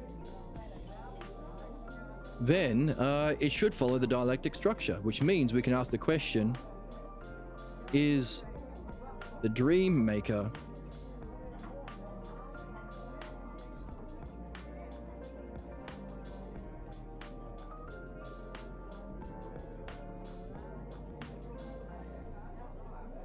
are dreams philosophical midwifery? Philosophical. I have known people who go to therapy, but they don't actually want to grow and improve and change as people. They just use all the therapy speak to help, like, continue being a shitty person. That's right. That would be debate.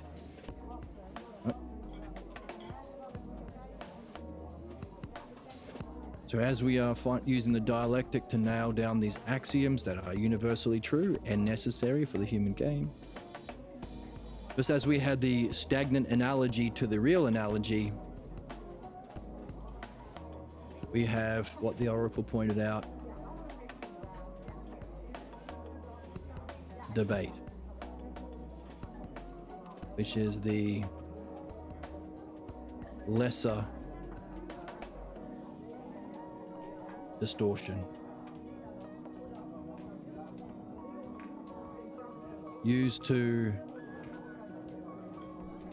which is conflict.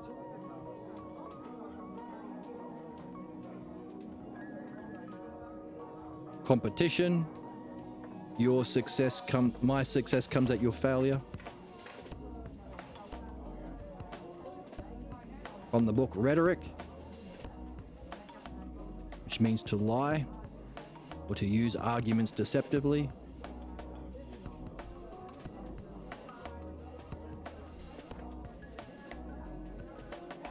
Functions to, as the oracle I have says, known people who go to therapy. But they don't actually want to grow and improve and change as people. They just use all the therapy speak to help, like, continue being a shitty person.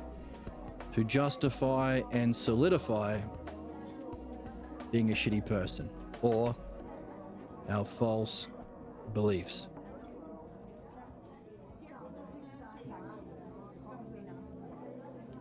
So therefore, we could express the difference between the dialectic and debate in an analogy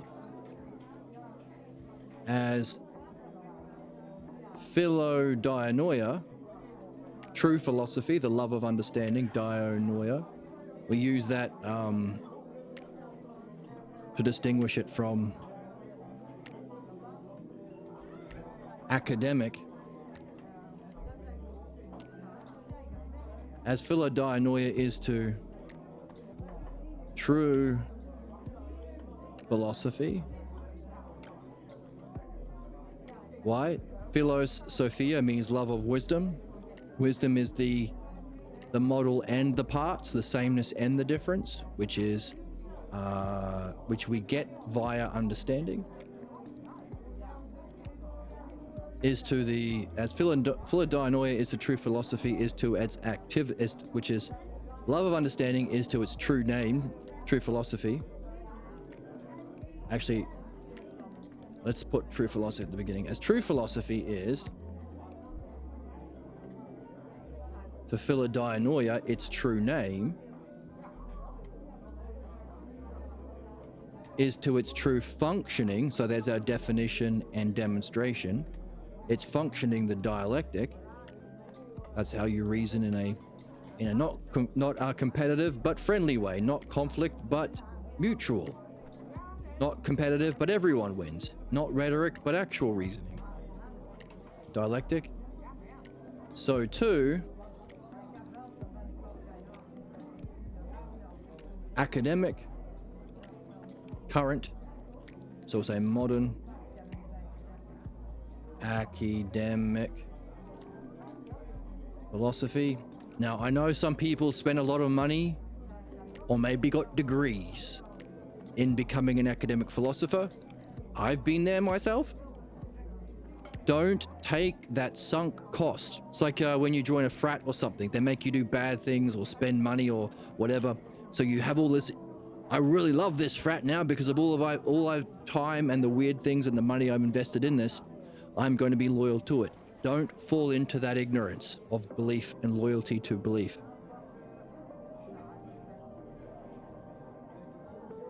You know who else got a PhD in philosophy? The author of the book we've been reading. Who says this in the book? Modern academic philosophy is to philodoxia, the love of opinions, is to debate. Ever notice that the debate bros on whatever bullshit podcast seems like guys that love the smell of their own crap? I love all my own opinions. I will debate you on them.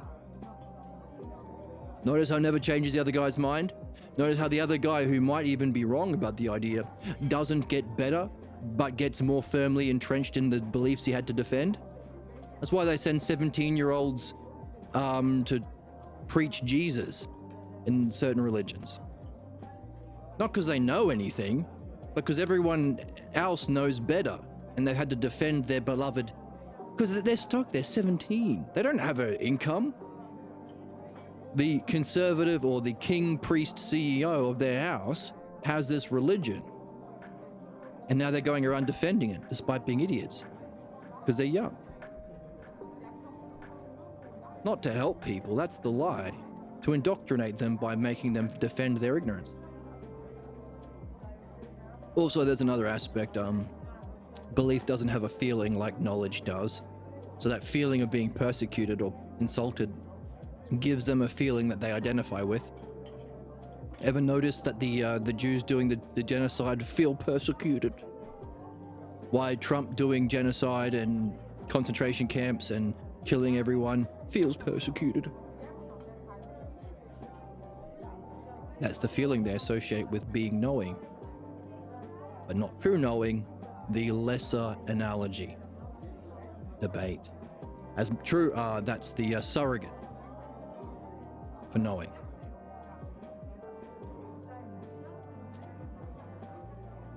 Just as benefit is to sadism. They can't benefit, but they can hurt people. Which is why no billionaire or trillionaire has ever given two shits about helping anyone else other than themselves. Anyway. Or conservative or religious authority. Now you might say, well, I knew a pastor who was good actually. It would have been in spite of that. Not because of it. Anyway, let's keep going. As modern academic philosophy is to philodoxia, the love of opinions, we could also say philonikos, which means love of fighting, love of contention, love of debate, is to debate.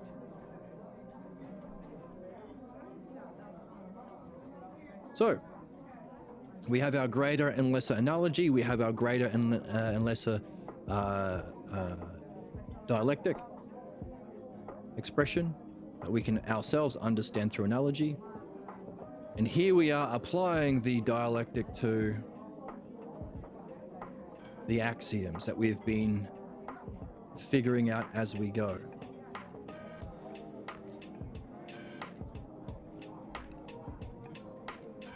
Which is in the text, Harry said, Joseph, it seems like you need a certain kind of belief to play the game.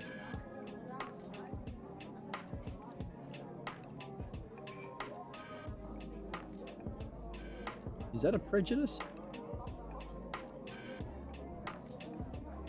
Nope. It's an axiom.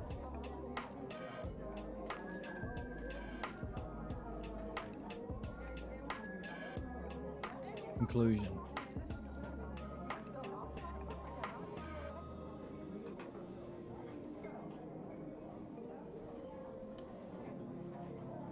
So, are dreams philosophical midwifery activities?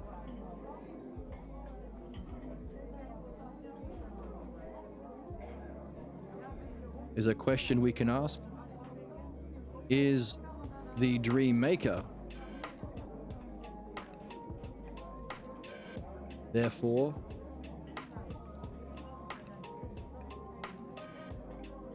a philosophical midwife? Therefore, if our highest expression or activity or art that we are here to learn as human beings is the dialectic applied through philosophical midwifery,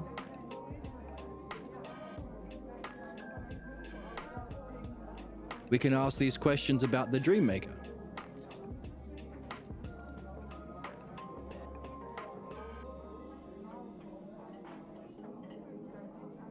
Let's move them all down a little bit.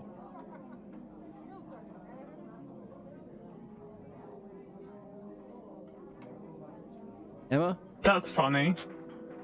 It is fine. All checks out. Uncle. Jesus Christ, Emma. Hey, don't fight. You're a baby. You're a little baby. The woman. Ugh. Hey, don't fight with her. What the hell's wrong with you people? You sick freaks. Exactly. Good thing we've got an adult in the room. You literally are dumber than children. Laying into the other two there. Okay. So, definition, demonstration, the axiom definition that we can reach our excellence through the logos. the axiom demonstration that we can... Why am I hugging this little chicken? I need to be hugging the phoenix. More squishy. There we go. The phoenix bird. There's a mum in the background over there. Got some new posters. That's Freerin. It's a lovely anime. And there's Solo Leveling. Another bitchin' anime. Right, so problems are solvable. Sorry, excellence is reachable through the logos. Axiom 1. That logos is expressed or demonstrated in solving problems. That's Axiom 2. Problems are solvable. Do not buy into the bullshit of sin or guilt or forgiveness or blame or punishment. That's all ignorant sadism from belief. Only Usia and logos. Press the 2 buttons. Reflect on your problems to understand them and what messages they've been sending you. You'll get guidance for that through your dreams. That's division. And so we must be missing an axiom. What is the conclusion?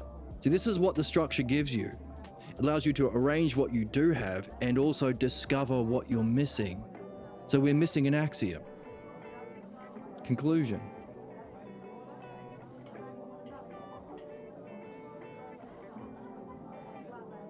Conclusion has 2 parts. How do we get conclusions?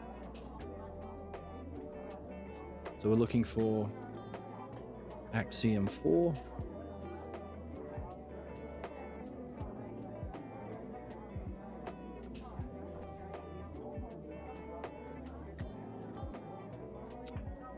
From the division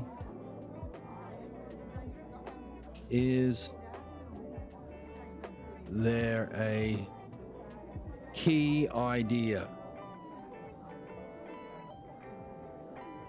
that emerges?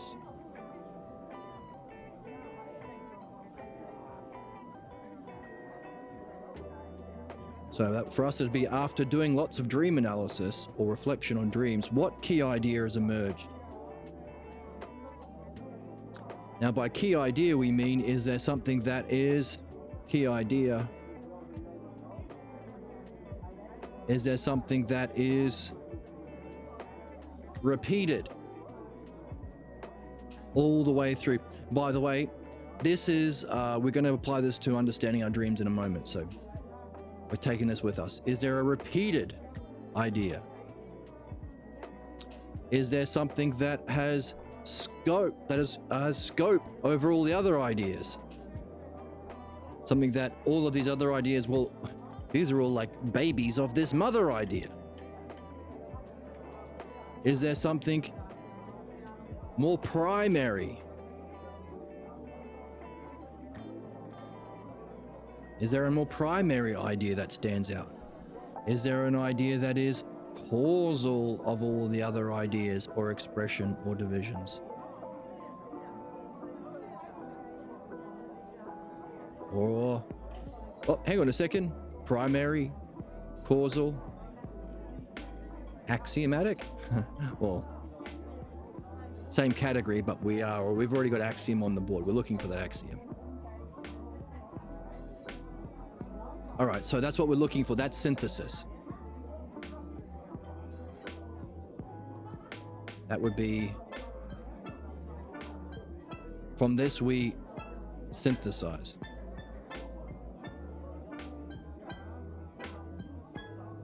But also, there are 2 parts to the conclusion: synthesis and analysis.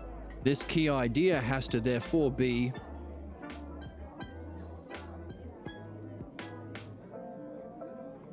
applied back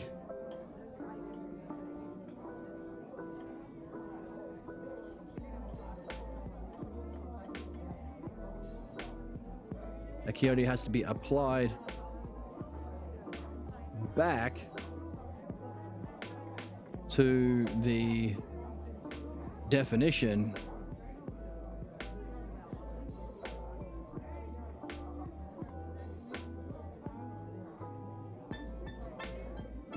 so that we can see it in a new and higher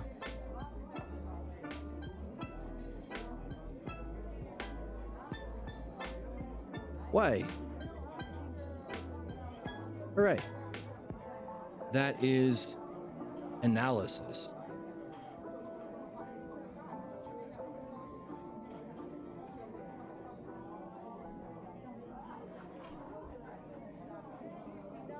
So what's our original definition? The logos. The logos, and through its activity, the dialectic, it can be demonstrated in midwifery. You get guidance for both in the divisions. So from these divisions, from every one of our dreams, from looking at our dreams, is there a repeated idea? Is there something that's common? What's common in every dream? Benefit?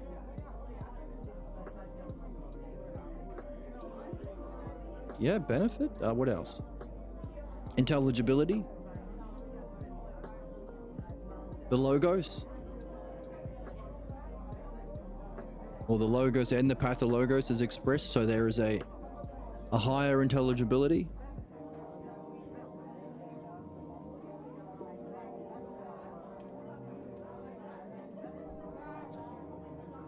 And how can we use that idea to better understand the logos? Is there a higher, more profound understanding of the logos we could get after having gone through our life's journey, the hero's journey? I'm looking for someone to share in an adventure.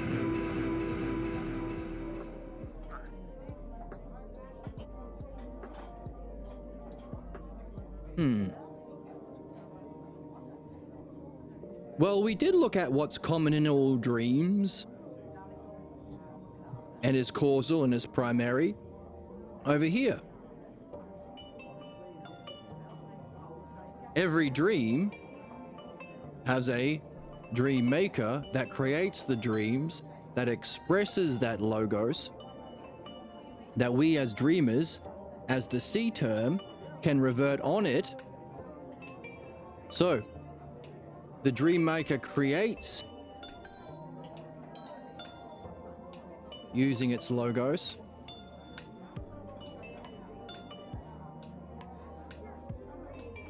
And we read it using the logos, using dialectic and analogy.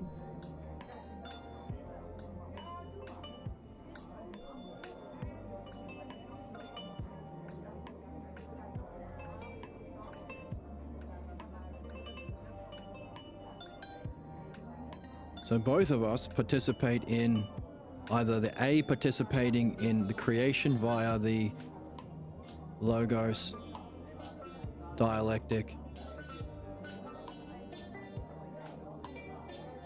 analogy,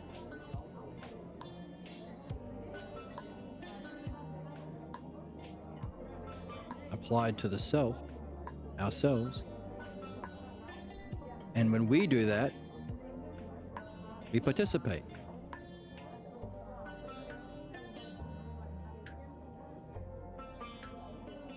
So every dream has this.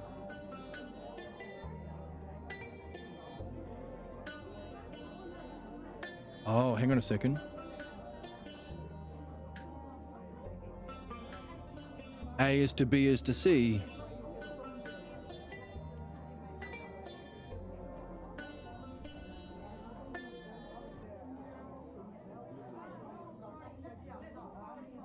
The higher, most causal, most primary term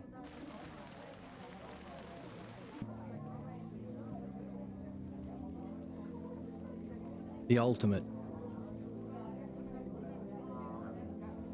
creator, the ultimate principle, the A term in our lesser, greater, ultimate over here. Oh, so all of these axioms, the cause, the creator, creator of dreams, the cause of our dreams, but also must itself be somehow the standard or axiom.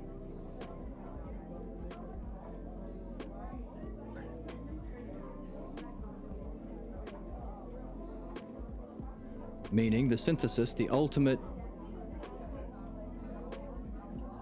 Would it be true to say that the ultimate creator is our dream maker? Ever got bored in that movie? But not just a movie that has general significance like maybe a Christopher Nolan movie that we consider the best, but also has the specific and also guiding, the ultimate creator.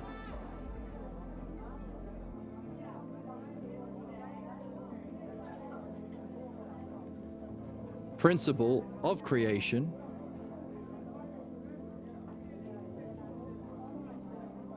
And for us, axiom. Well, axiom.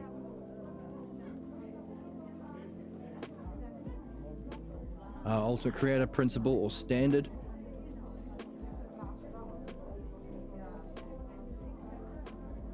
Of self excellence.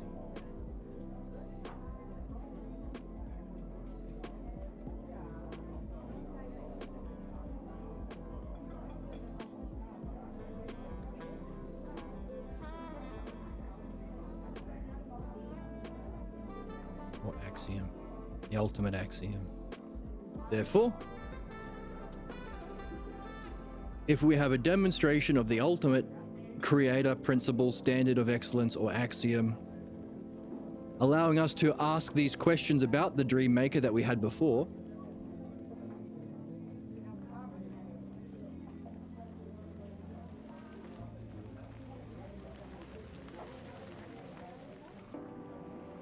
the axiom would be through reflection on dreams themselves and the dream maker,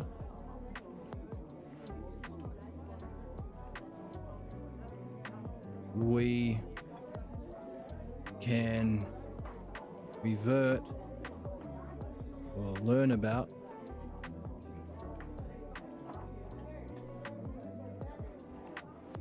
and ultimately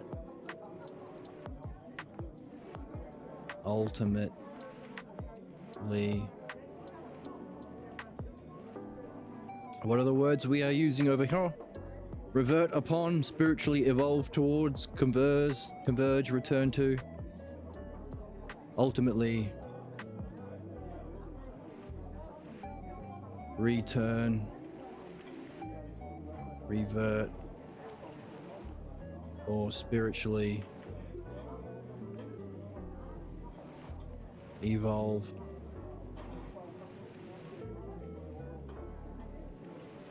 into or back to let's just say to our highest goal, highest state of self, or usia, and highest functioning logos.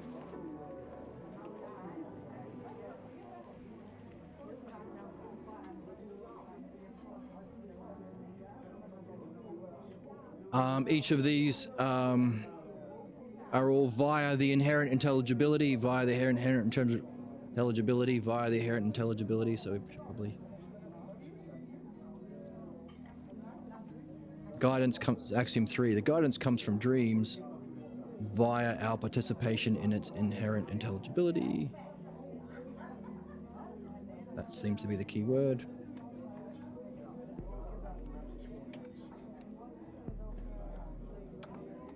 Via its participation.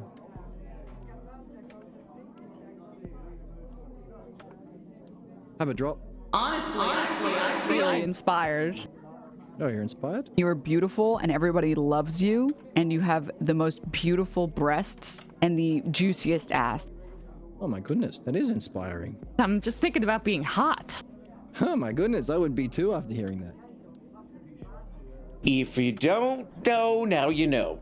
I need some more RM drops. It's a total shit show. Come on, not that bad. It's inherent intelligibility. Intelligibility. Therefore, Axiom 4, by participating in the inherent intelligibility of the dream maker and reflecting on the dreams, on our dreams and the dream maker itself, we can learn about and ultimately convert, spiritually evolve to our highest state of self and highest functioning of logos. Once again, via its inherent intelligibility. So by reflecting on, learning about the dream maker itself, inherent intelligibility. That's so funny. Thank you. No, you're not the one that's mentally unwell. You're brave. You are crossing into new boundaries. Thank you. By its inherent intelligibility. So we take that back to the original idea. So the original idea, axiom, the logos.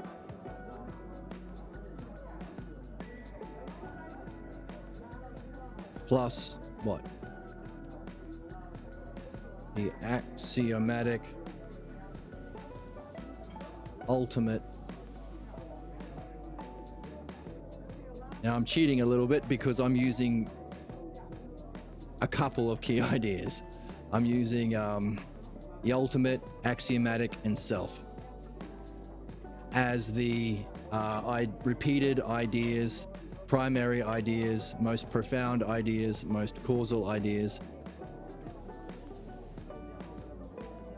Ultimate creator, principle, self. I'm not gonna pick. You pick. You do it. You do it. Don't let me do it. You do it.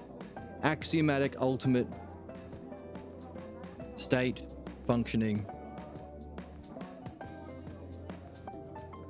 state, and functioning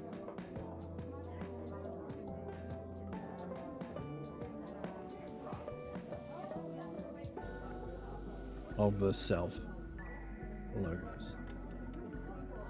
The ultimate, axiomatic, ultimate self, logos. The inherent intelligibility of the dream maker itself. Why is that important? Well, therefore,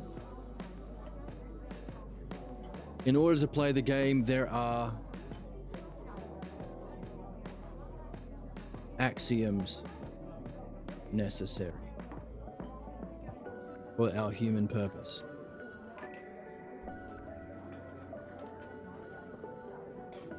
Axiom 1, the logos for our excellence.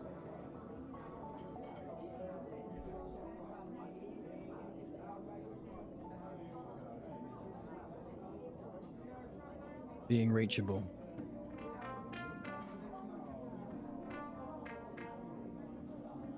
Or rather, we'll keep the same structures we've been doing. Our excellence is reachable via our learning and practice of our logos and ousia of our via logos.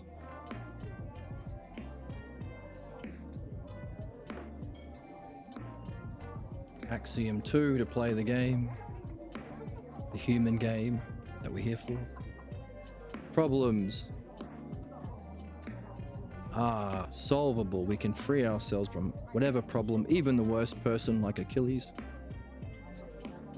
Axiomatically, they are solvable. That's why we're here. Solvable. Is there an E there? Via the pathologos.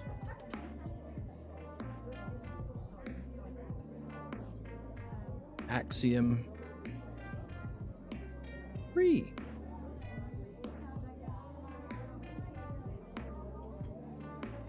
Both achievable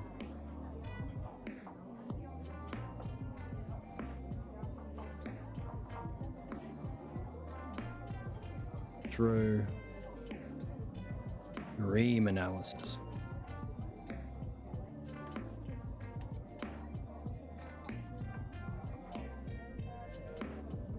Oh, cramp, so much writing today.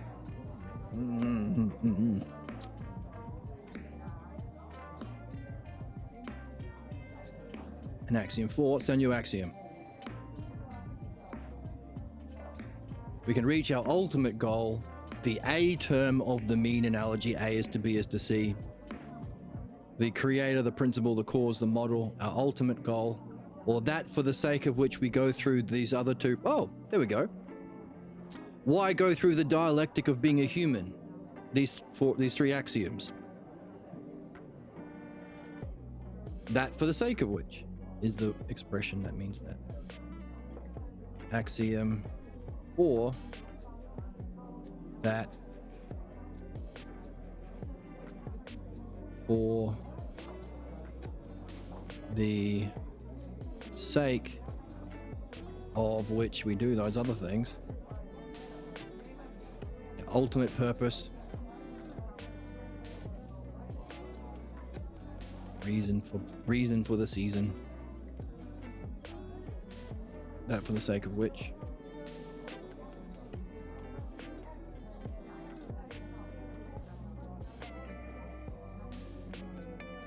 Our ultimate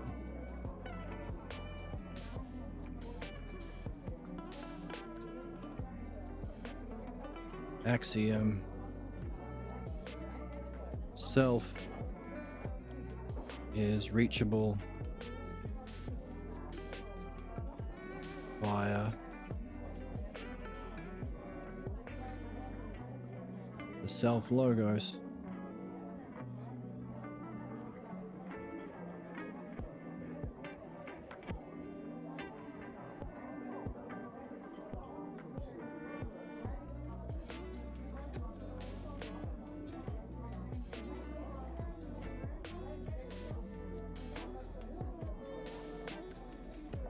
Via reflection upon the dream maker.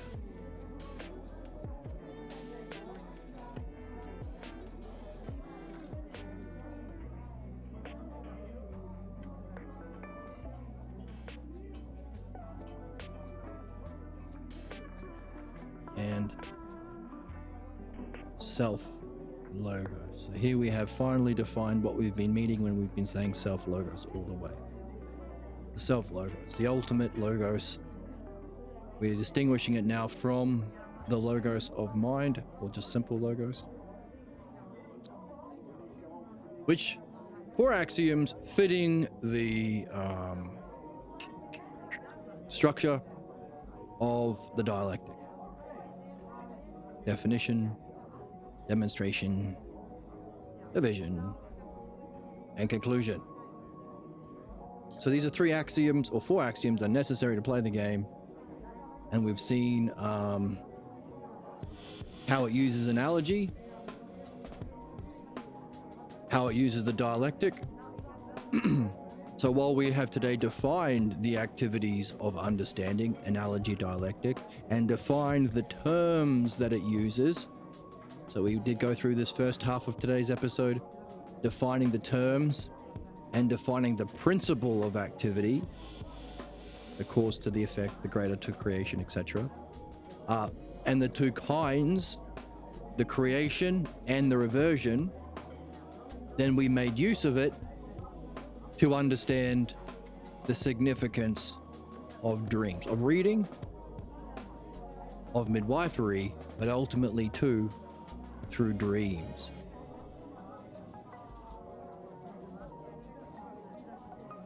So we've understood the activity of the terms of the logos. Hooray for us. We understood the activity of those terms. Hooray for us. Jester Goon maxed. We've Jester Goon maxed our haters. I'm just thinking about being hot. Emma's thinking about being hot. So we look at the activities of those terms, analogy and dialectic. Hooray. That's so funny. And it was a little bit funny. And we saw its greater and lesser expressions in understanding and belief. The stagnant analogy to the mean analogy, or debate is to dialectic. Philodoxia and philonikos, love of beliefs, love of fighting, is to dialectic, as true philosophy or philodianoia, love of understanding and love of wisdom, is to the dialectic. So we saw the lesser and the greater, and good thing we have these terms, because hey, it's not just lesser and greater, it's not just belief and understanding. For us to move from belief, there needs to be some guide.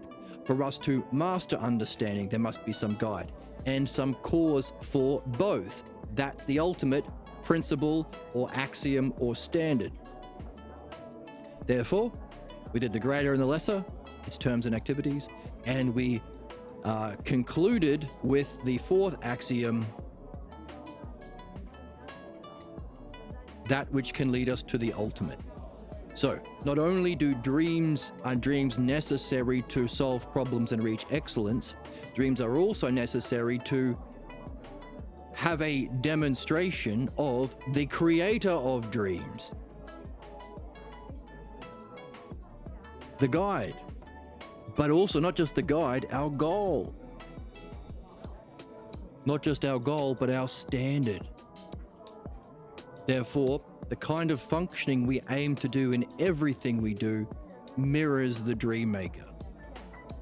How can our work be not just an expression of our fancies or beliefs or prejudices, but a demonstration of our understanding? Not literally give people work to do, analogously. So, can you create a story not about Spider-Man beating up Batman for shits and giggles, for fun and whimsy, but even more fun and like I mentioned, the greatest movies have some deeper truth to them. So using the analogy and the dialectical structure of exploring your ideas, so that if someone else wants to participate in analogy and dialectic, they can meet you in the middle and become like you. Meaning you are doing the good analogy. You are being to someone else. So someone else who taught you this, A is to B, you are being to someone else. You are passing on the Dharma. That's our functioning, just like the dream maker. Therefore, in principle, you could take this dialectic of the four primary, necessary, rational axioms that all human beings have to trust in the beginning to solve problems, reach their excellence, and fulfill their purpose. You could take this dialectical structure and find the key terms in each of the four divisions, give them an analogy, a metaphor, give them states of mind to talk about how they relate to each other, similes presented in a drama, allegory, that if someone else is up to the challenge, can participate it and learn these for themselves, not by believing you because you wrote these on the bathroom wall somewhere, but because you presented it analogically, dialectically, through a creation or a myth, allegorically, so that they can see it through their own understanding. Just as all of these things we have seen in this book, it wasn't said, Joseph didn't say, oh, by the way, Harry, you need to it was hinted at, oh, Joseph, you needed to trust in some beliefs to begin with. That sounds like me with my prejudice. And then Joseph smiles and says, you're kind of right, but not in a way you can understand. We've understood it. That's the significance of these texts and your dreams. The more that you participate in the dreams, the more that you can learn the way in which creation unfolds in that providential, intelligible manner. which is your ultimate functioning. Wouldn't you want to be beneficial, providential in the highest way? Not just in this lifetime, not just in this current interaction, not just with this book, but reading any book, any interaction, any relationship, in any lifetime, on any dimension, in any multiverse. The kind of learning that is true and universal, or as our friend said at the beginning of the episode, it's out of time. Not just outside of time, but transcending time itself. The kind of learning we're here to do necessarily, because transcends physical and metaphysical experience. Hooray. Jester Goon maxed. And all of our haters have been Jester Goon. Hubba hubba. I just want more testosterone to human body ratio, and I'll finally be satisfied. Emma gooning it up. Goon, goon, goon, goon, goon, goon, goon. Goons. Gooner. Gooner bait. Gooners. Gooner.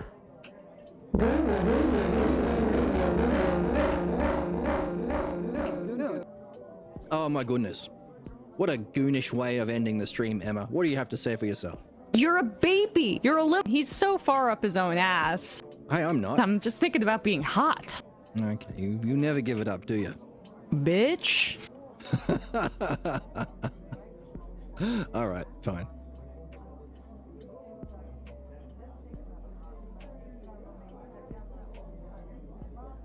All right, ended up with the axioms. Good. Hey, welcome, Nitro. You can take these axioms with you wherever you go, and maybe even communicate them to someone else using your own myth or allegory. So, epic stream today. Next time we can take these key terms, key structures and activities, key axioms, the stakes, the significance for reflecting on our dreams, and apply it to opening our dreams up. As the Oracle says, You're not going to magically force someone to want to get better. You have to come to that conclusion yourself. You have to want to get better.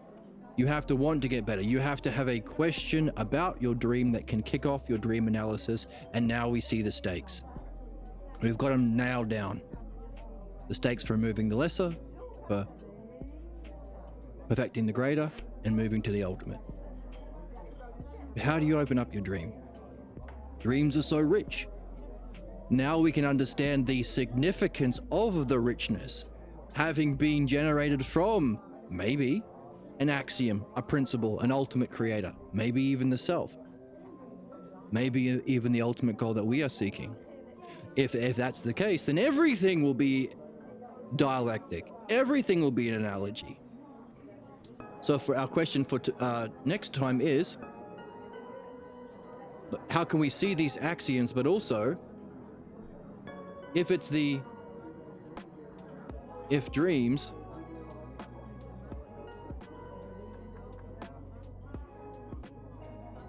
are expressions of the ultimate logos, the self logos, and the ultimate creator, or artisan, or master. Art because it bestows benefit, master because you have to have a mastery enough to use it to benefit. Which would be our axiom or our principle, our goal. Not just our goal at the end, but something we live by every day. Our goal and axiom for ourselves, the axiom of all axioms,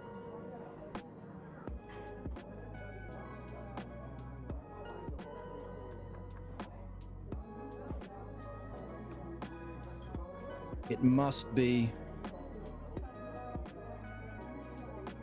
functioning through the self logos terms, those logos terms that we've got on the board today.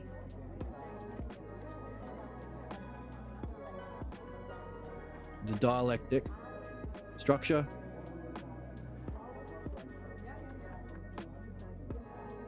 And analogy.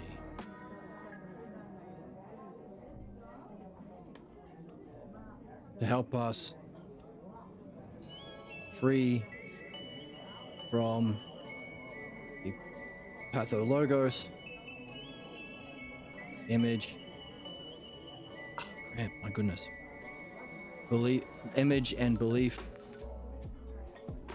about self. Well, we'll make these a different color because these are the goals. This is how, this is its goal. To master our reading,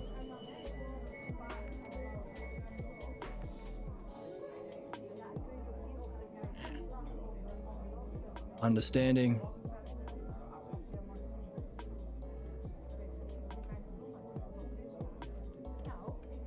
and art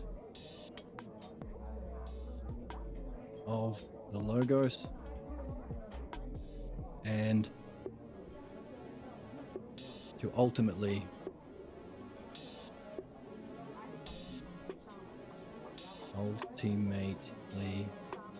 know and show or function through, or usia and logos, or definition and demonstration, but know and show rhymes, so we'll keep that.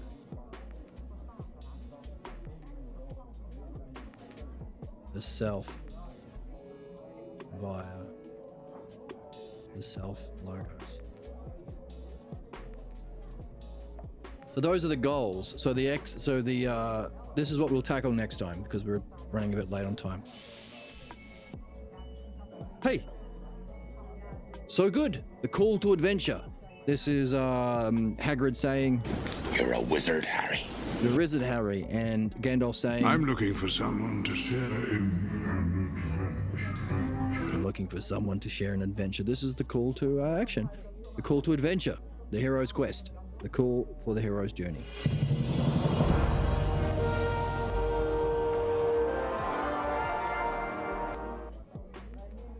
But you're doing it anyway. The only thing is you've been doing the bad thing. The debate, the redundant analogy, the path to logos, solidifying yourself in your problems, whether you like it or not. Because this is you. These are the three functions you're doing. You're either desiring, seeking and desiring the lesser or the greater idea of what you think is good. The greater or lesser activity to reach that good. And you're either reasoning from belief or understanding. There's only A or B. You love B. It's only the bullshit beliefs and voices of A, belief, that convince you otherwise, but they're not worth listening to. They're ignorant. They are imitators. So, and you get dreams whether you like it or not. In other words, you're in the game. You're in Dark Souls. You're in Mario Brothers. You can run around in circles and punch yourself in the nose, or you can press the X and Y button and do cool stuff and get what you want. Crush them turts, save that princess, and get the gold star. And as we see now, we have to be reading. Good thing we've been reading. We're still reading the book. We've had a bit of a break last week or so to put the book together. We're bringing everything together. There's still one more part of the book to read, and the end of the dialogue. Let's see how it ends. By the way, after having gone through this, we'll probably be able to see the ending. The ending will have more punch for us, having gone through all this fun reflection. But so, If dreams are so significant to turn our reading into personal development, spiritual development, reversion, returning, axiomatic reaching, ultimate purpose, then we need to learn how to participate in them. How do we be the C term participating in that B term? How do we do it? Well, good thing we've done this reflection, because now we know, well, this thing here, the logos terms dialectical structure and analogy, is therefore the B term. B term of the space. This is the B term of, not the stagnant analogy, of the anagogic, upward moving, spiritual development, reversion and return. We've got a bunch of new words we can use to understand the word anagogic. Ultimate purpose reaching, reverting upon the highest principle, anagogic analogy. Analogy. Right, Emma? That's so funny. Thank you. No, you're not the one that's mentally unwell. You're brave. You are crossing into new boundaries. Yes, we are. The B term of the anagogic analogy. The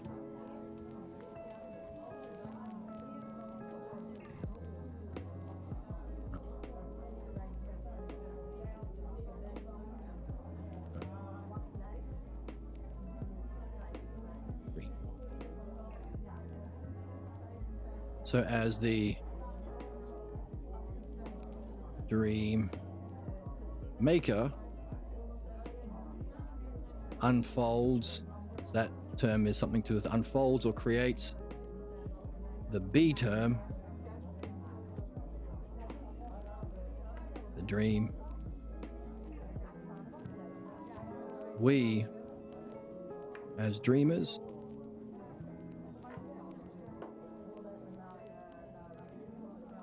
must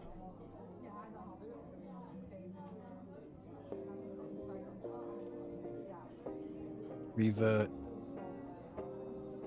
or reflect and understand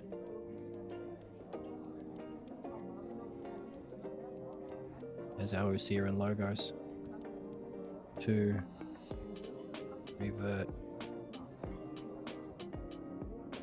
upon our purpose, upon the higher. So,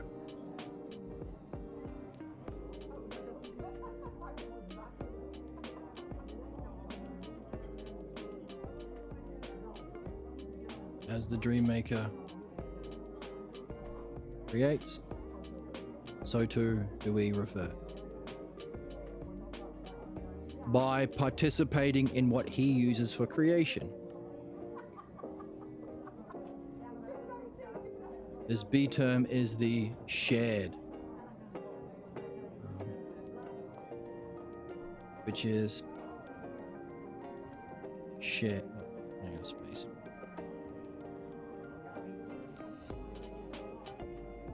The B term of the anagogic analogy is what we both share.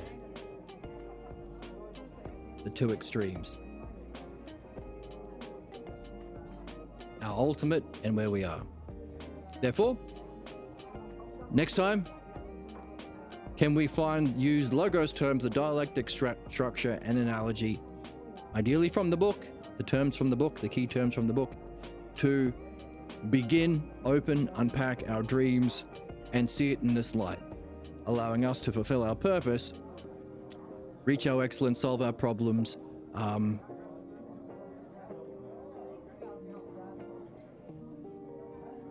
master the activity, Axiom 3, become like the dream maker, and reach our higher purpose. Know the self. All right? If you don't know, now you know. And now you know. Do a Emma? poggers. You will do a The poggers, T-virus will transform me into an epic creation. and this work and our dreams will transform us into an epic creation. So, how do we open the dreams? How do we use this to unpack the dreams? How do we start? How do we get into it? And how can we use analogy to do so? That's on the cards next time. Pretty fun stuff. Hey, if you've been sticking with the channel for this long, then you are a wizard, Harry. And this is we're gonna learn magic. We're at magic school tomorrow. Put on your Hogwarts vest, get out your magic wand, and get ready to learn some magic. The higher kind. Hey, by the way, if that's the case, could this be the standard of all fantasy novels? Harry Potter, Luke Skywalker, Hobbit, Bilbo, Lord of the Rings. Could this be the archetype? Well, only one way to find out. That's tuning in next time. If you want to donate to the channel, you can buy me a coffee. There's a link below. There's a link to the text below as well. You can join the Discord. You get a notification when we go live. You can follow on Twitch if you like. And if you want to hang out, listen to me play music. Currently streaming under Jet Phoenix Music on Twitch as well. That's a lot of fun. And I'll see you maybe with a dream in hand from tonight, having been recorded into audio as soon as you wake up, or set your alarm to go off during the night. Makes it more accurate. If you say, well, I don't dream, you're wrong. Just need to practice. There have been studies to show that even people who think they don't dream, if they wake up in the middle of the night, when they're in the middle of REM stress sleep, they remember their dreams. It's just a practice like any other. So, record it, transcribe it. There's a trick you can do. Transcribe it by memory later on in the afternoon, and then from the audio and compare. That's a good exercise to do at the beginning, or often actually. You can discover some things about yourself and maybe get some insight into your puzzle from that. Also, we have technology now that can transcribe your audio automatically on some websites like TurboScribe. That's a lot of fun. Makes it a bit quicker. Find your own if you want. But make sure it's accurate. Make sure it's not like hallucinating. Yes, so exciting. Will I see you next time? Maybe with a dream in hand? Hey, I only remembered one word. That's enough. If it's the greatest, most profound creator, then every object will be a metaphor. Every state of mind will be a simile. Every bit of drama will be an allegory, and every word could be a potential term to unlock the meaning of your dreams. So, whatever you can get, bring it with you. And I'll see you